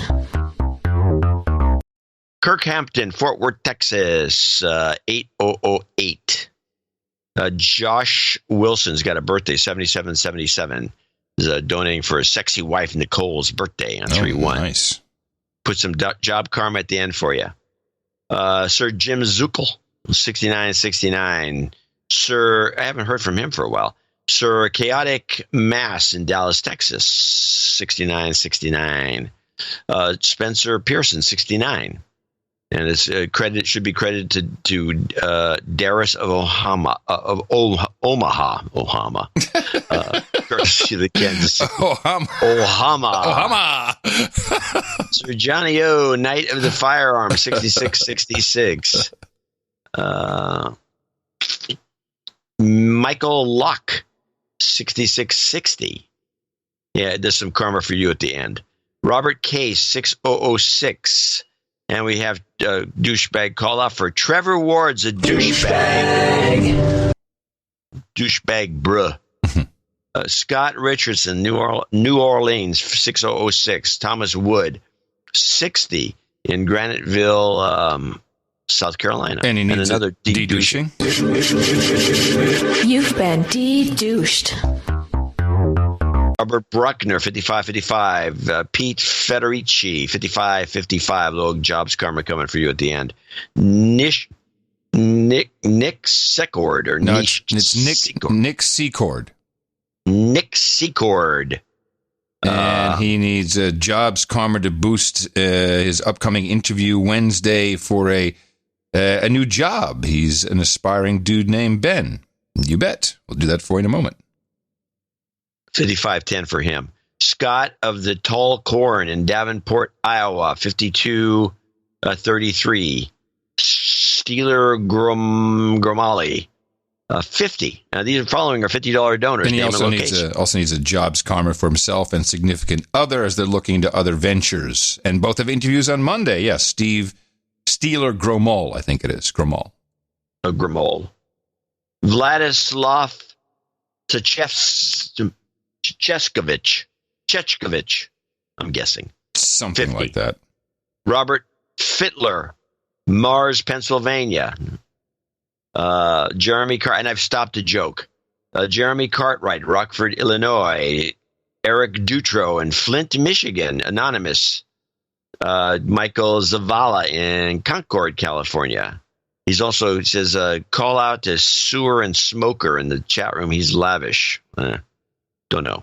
And that's it. That's our group. That's our group of well-wishers. And when also we had a lot of people that donated $33.33. I want to thank them for doing that because that was a tribute to this particular show. And these people all produced show 1221. And thanks for all the nice notes and the well wishes for Joe Rogan Experience on Tuesday. I'm very excited about it. I think it's going to be a lot of fun. I'm trying not to overthink it.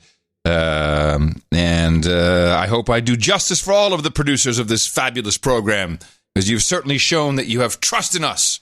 And we trust that you will think about the next show, which is on Thursday.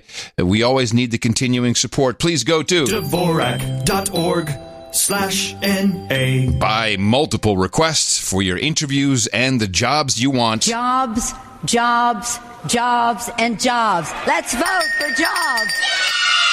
You've got karma.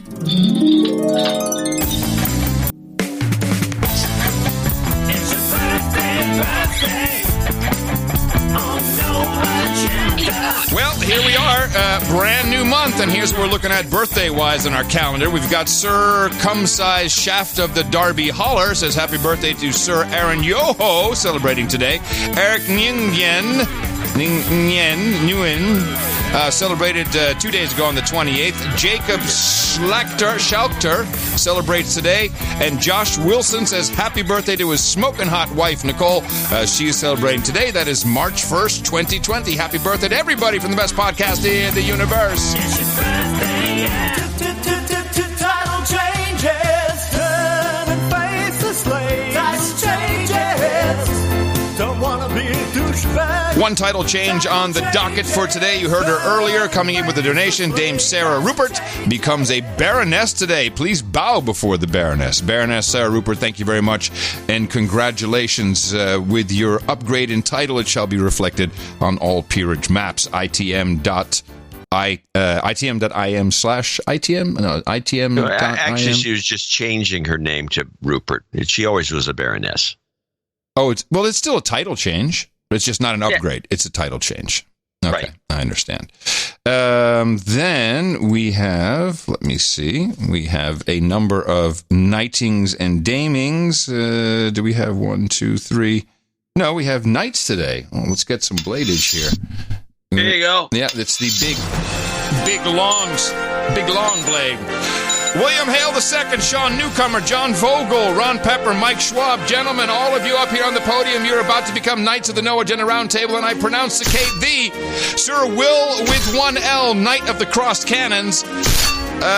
Sir Quinty of Central New York and Southern Adirondack, Sir John Vogel of the Shameless Plug, Sir Pepperazzi, and Sir Lather of Indecision. For you gentlemen, we have Hookers and Blow, Rent Boys and Chardonnay, a case of Corona and Scoto Flummoches with Roe de Saus, Cordite and Coronas, Gnocchi and Kosher Wine, Cookies and Vodka, Pepperoni Rolls and Pale Ales, Breast Milk and Pablum, Ginger Ale and Gerbils, and Mutton and Mead. Thank you for making this episode special, with a lot, just jam-packed with everything. Good stuff here at the round table.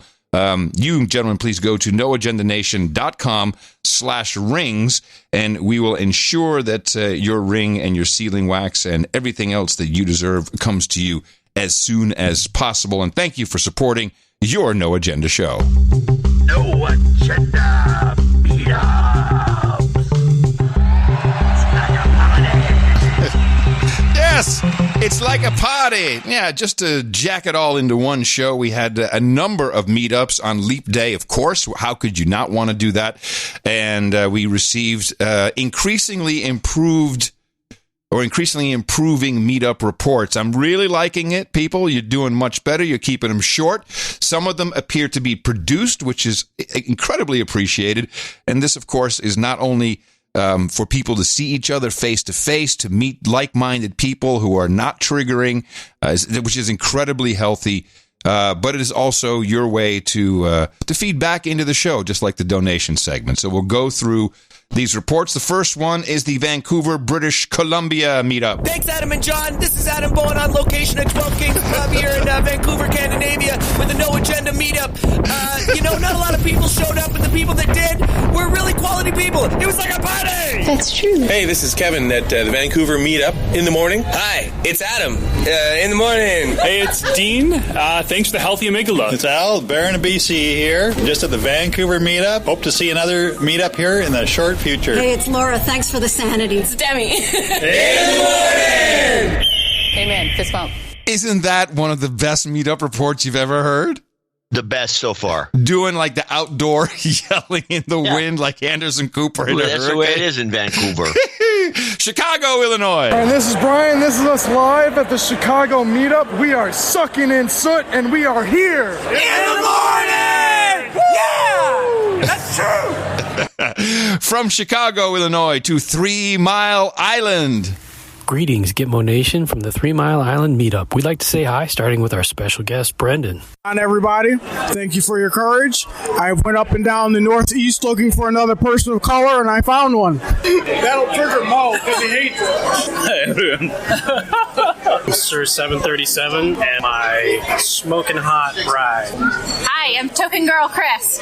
Steve here in the morning, and it's like a party.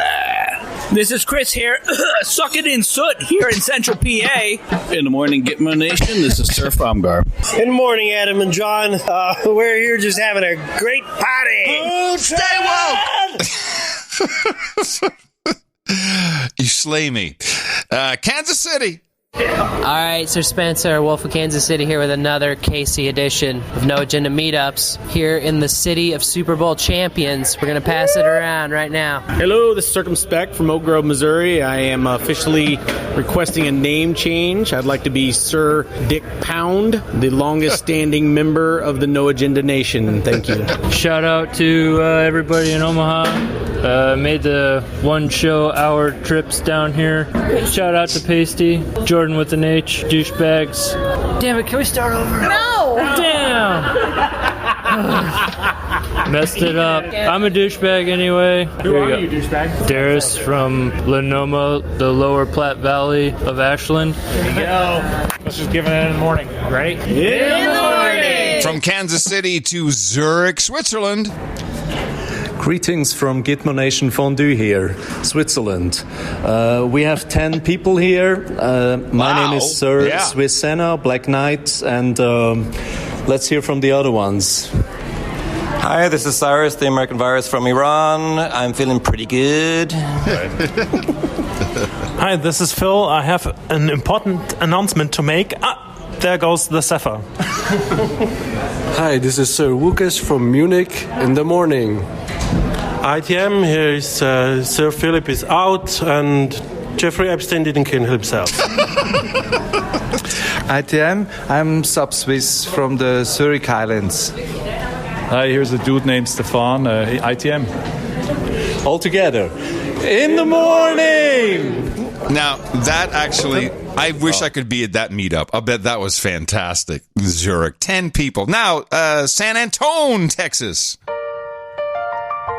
Look, my name is Andrew, and I'm having a fantastic time at the No Agenda meetup in San Antonio. Let me be clear. I'm Jess, and this is the San Antonio meetup. Listen, there are good people, good beer, good conversations to be had.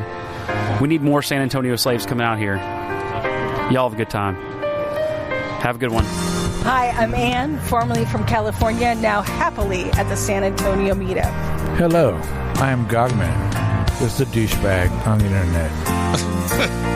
And then finally, the Bay Area Troll Moot Meetup in California. Hello, this is the Bay Area Troll Moot. In the Drake's morning. dealership. In the morning. In the morning. The anonymous gay accountant. In the morning. Indeed, at the meetup, in the morning. In the morning, this is Dave from NoAgendaFun.com. This is Nancy. China is asshole for the coronavirus. If KM6TMZ, it's true. Roll room, the sewer, and hog story. This is Lavish. In the morning, this is Alex, 1111 night, Shegong Wu. I'm braving the corona apocalypse for Heads on Sticks. In the morning. In the morning, this is Jim from Concord. This is Baroness Arab Rupert here with Human Resource Violet. In the morning. This is Adriana. My millennials, stay woke. It's the party. Wow.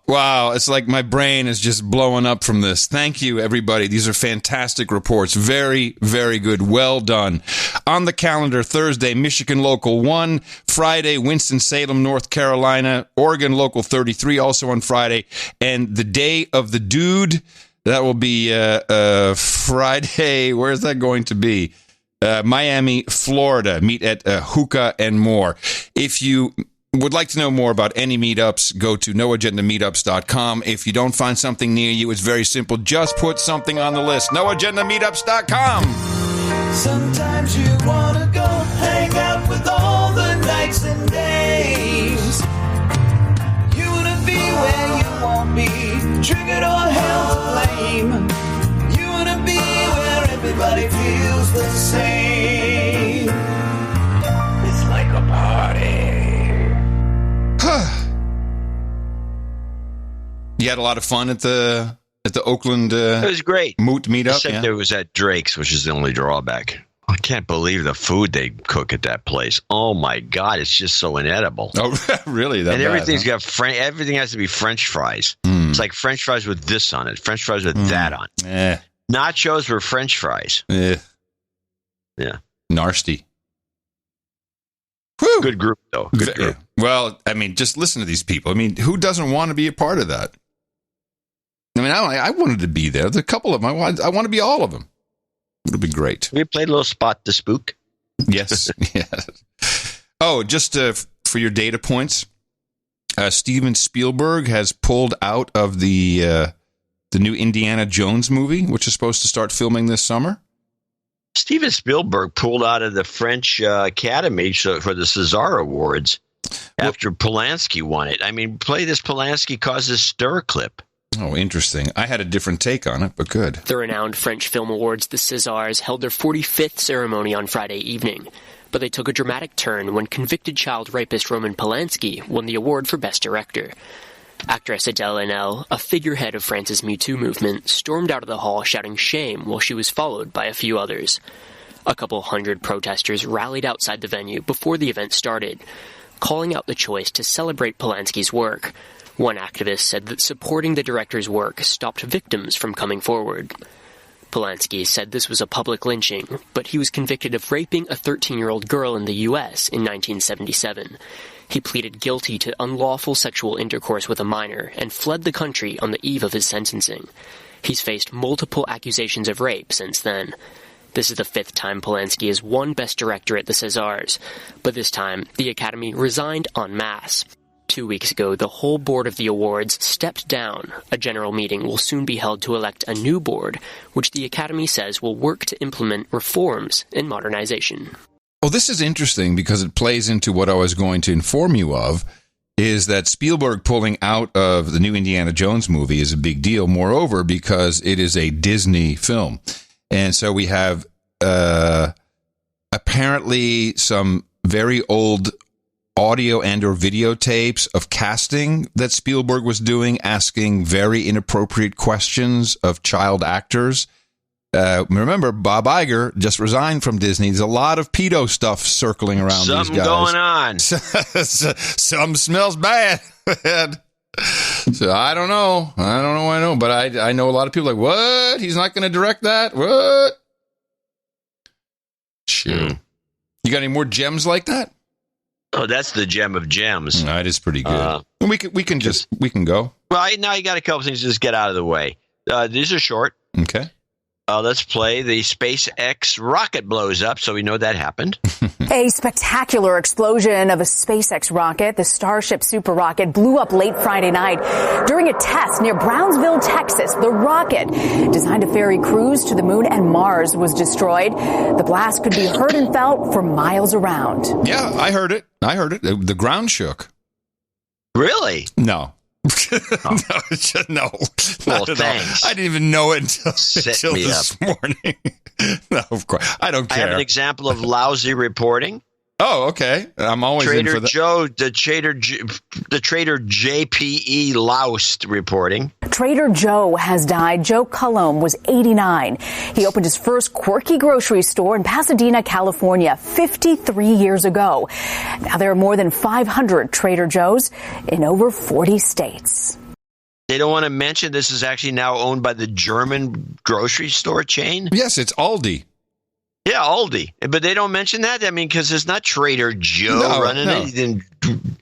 I hate that kind of thing. In fact, the way I understood the story is that there were two brothers, and they were going to take over the supermarket business in the United States. Aldi's, yeah. Yeah, but then the one brother didn't want to sell tobacco products, so then he bought Trader Joe's.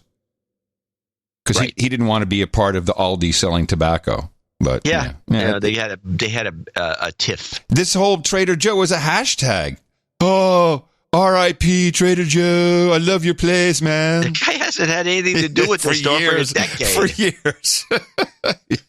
Oh well, Twitter. Now, I thought this was a good story. Another underplayed story that nobody's talking about, but is a gem because, I think if it wasn't for coronavirus, this would have been played up a little bit. China Olympic doping scandal like the Russians. Oh, boy. China's three-time Olympic gold medalist Sun Yang expressed his shock at being handed an 8-year ban on Friday for a dope test violation that ruled him out of the Tokyo Games and said he would immediately appeal the decision. The Court of Arbitration for Sport earlier accepted an appeal from the World Anti-Doping Agency against a decision by swimming's governing body to clear Sun of wrongdoing for his conduct during a 2018 test. CAS said the 8-year ban was imposed because the 28-year-old already had an earlier anti-doping rule violation against him. Sun expressed his anger at the decision, saying in a statement, "I firmly believe in my innocence, believe that facts must overcome lies." The Chinese swimmer is the reigning world and Olympic champion in 200 metres freestyle and won 2 gold medals in 2012 and another in 2016, but is also a controversial figure in the sport. At the Rio Games, Australian rival Mac Horton accused him of being a drug cheat and refused to share a podium with Sun at last year's World Championship, whilst the appeal hung over him. As did British swimmer Duncan Scott, who won 200 metres freestyle bronze. CAS ruled that Sun's World Championship results should remain, because he passed doping control before and after the 2018 test, when his entourage smashed vials containing blood samples taken out of competition. The Chinese Swimming Association said it deeply regretted the ruling and supported Sun in defending his interests. I'm sure this is not being reported. The Chinese own so much media. I mean, do you know that they own like 15% of Reddit? No, but why am I not surprised? Yeah, well, that explains everything. That's explain why they're getting rid of the Trump forums or whatever, the Donald or whatever it is. It explains why there's dicks on our Reddit. It's Chinese who hate us, I think. Well, maybe. It wouldn't surprise me. Last story I want to play is the new... Trump has gone back to Radcliffe as head of the DNI. DNI. Yeah, DNI, Department of National Intelligence, whatever it's called. And then, of course, they're making a story out of a fuss about it, the mainstream media, because they don't like, Trump picks the guys no good. Because let's play this so we can catch up. Yeah, I'm just not sure. Intel honcho. That's what I wanted. President Trump so praised John Radcliffe, his pick once again to be the nation's top spy. All right, the guy he cut out because they were coming up with some Oppo research on him that he had inflated his academic career or something. Yeah, he would add some bullshit or something that wasn't necessary. So he took some time to go erase the problem. And he pulled a Biden. Catherine Herridge reports he's a controversial choice to lead the nation's 17 intelligence agencies. In his first television interview since the announcement, Texas Congressman Republican John Radcliffe pushed back against charges he's not qualified to lead the intelligence agencies. I've been handling national security issues as far back as 2005. But critics say you've never held a job in the intelligence community. I think what we've seen is that some of our most experienced intelligence officials have gotten it wrong with respect to important issues. I want you to respond to critics who say President Trump puts loyalty ahead of experience. My experience as a U.S. attorney on national security issues, as a legislator almost exclusively in these areas, that was important to him. Loyalty, what we've talked about is my loyalty to the Constitution. Radcliffe was a passionate defender of the president during the Russia probe and more recently impeachment. He was among the first to flag irregularities in the surveillance of a Trump campaign aide. I've had a very public role, and I've demonstrated that I've been right on some of these most important issues. Radcliffe was tapped last summer for the job, but it was withdrawn after allegations he padded his resume. What's changed? I reconsidered because the president asked me, and I think when the president asks you to do something for your country, you look at that. Just because someone in your business accuses you doesn't make it true. The chairman of the House Intelligence Committee, Adam Schiff, called him unqualified. Can you get through the confirmation process? I think that I'll have the support of all Republicans at the end of the day. I'm going to work hard to convince at least some of my Democratic colleagues on the other side of the aisle. Congressman Radcliffe tells CBS News he expects the confirmation process to move quickly. And if confirmed, Radcliffe said one priority is ensuring the intelligence community becomes entirely apolitical. Well, this is the guy that has to do it. This national security bureaucracy, which I've named myself, stands for NSB. Look it up historically. It has to stop. We need this is the problem. Is these intel agencies, 17 of them. He's got to do something about that. Yeah, well, he's got a mind to, so we'll see. Yeah. I think he had a mind to before, and I thought they rousted him. He's the one who withdrew his resume and his application. Yeah, I guess I don't know what you maybe in the he got driven out and he came back. Maybe in the purge of the National Security Council, maybe they got rid of some elements that were bothersome, and now he's coming in. I don't know. Could be. Can we call it? I think we're good. All right. I think we're very good, but we're also at the end of the show. And we're also late. What's late? What's late? It does a podcast. Yeah, there is no late. You got somewhere to go? You got a job or something? Thank you all very much for listening to it'll be 3.5 hours by the time we're done with our end of show mixes. Thanks to Jesse Coy Nelson, Danny Luce, Fletcher, Conan Salada, and Sir Seatsitter for our end of show mixes. And send me karma, everybody, for the JRE on Tuesday. It'll probably be out on Wednesday, I guess. He doesn't stream live anymore. And I look forward to seeing y'all on Thursday. Coming to you from Opportunity Zone 33 here in the frontier of Austin, Texas, FEMA region number 6 and all the governmental maps in case you're looking for them. In the morning, everybody, I'm Adam Curry. And from northern Silicon Valley, where it's Biden country, I'm John C. Dvorak. We return on Thursday right here on No Agenda, noagendastream.com. Until then, adios, mofos, and such.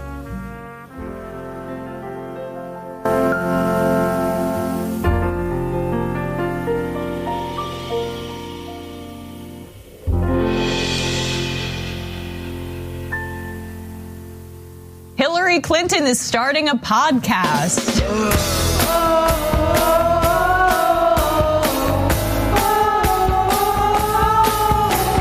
Podcast girl, she's been living in a podcast world. I wonder if she'll talk about the ever-growing Clinton body count. I'm so happy for the podcast girl. Her podcast gonna change the world. Will she talk about Lewinsky's dress? Or will she talk about the Lolita Express? Or how she killed Jeffrey Epstein, or her recipe for spirit cooking.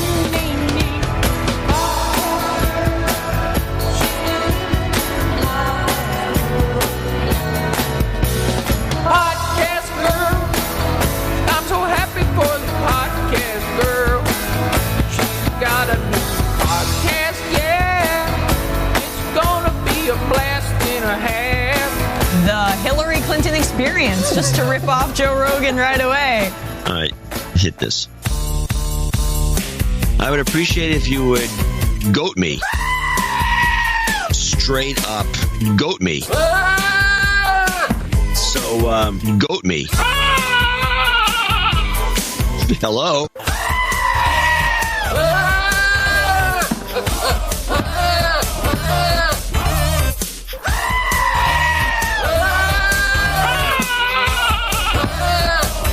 Yeah, here we go.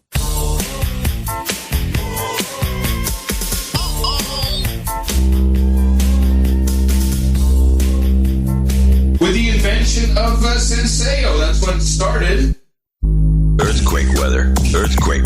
Stop. Earthquake weather. Stop, man. Oh, I see what you're saying. Drill the extra hole. I can drill my own damn hole. Drill the extra hole. They would have the equipment to drill the hole precisely.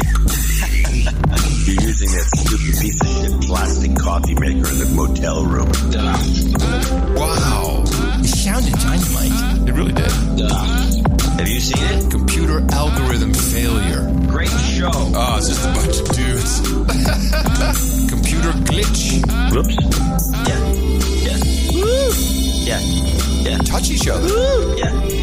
The human being does want to stay alive. Woo. Yeah. Thank you. Whoops. It was a little too much ambience for me. What's the upshot? Sure. Well, I think I was told it's going to be which is got an interview with Dick Pound, who is the longest standing member. I'm told what Russia intends to do. Russia's going to do. Dick Pound. And the Japan Times, which is got an interview with Dick Pound. I would have jumped on. The president is a Russian operative. And the Japan Times, which is the standing member. Are you kidding me? They came up with the internet. They came up with the whole idea of stealth technology. I'm going to do the same thing. It's going to be the same playbook from two. Got an interview with Dick Pound. Is going to be member of the international. What's the guy's name? Sure. Well, I think I was told it's going to be. She's got an interview with Dick Pound. I would have jumped on. Who's going to be? I'm told what Russia intends to do. What's the longest? Come on. Is going to be. I think. Are you kidding me? They came up with the internet. From its 2016 playbook, and John of stealth is a Russian operative. I'm going to do the same thing. Just carnage on our streets. 150 million. I think I am told what Russia intends to do is from its. Don't get far unless you ask. My name's Joe Biden. I'm a Democratic candidate for the United States Senate. That's all I really got to say to you. I got 2 minutes and 30 seconds left. I'm looking at the clock down here. If you could, if there was a pill, that I could take and not be gay anymore, I would have jumped on. Is going to be. There's a pill. I'm told what Russia intends to do that I could take and not be gay anymore, I would have jumped on. Playbook. And John, the president is a Russian operative. And there's a pill. There's a pill. I got an interview with Dick Pound. I would have jumped on. Standing member of the international Russian operative. And the Japan Times.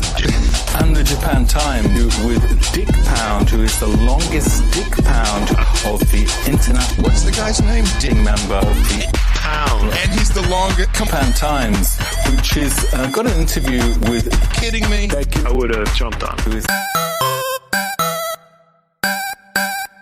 best podcast in the universe. Mofo. Dvorak.org/NA. How many hours do you have?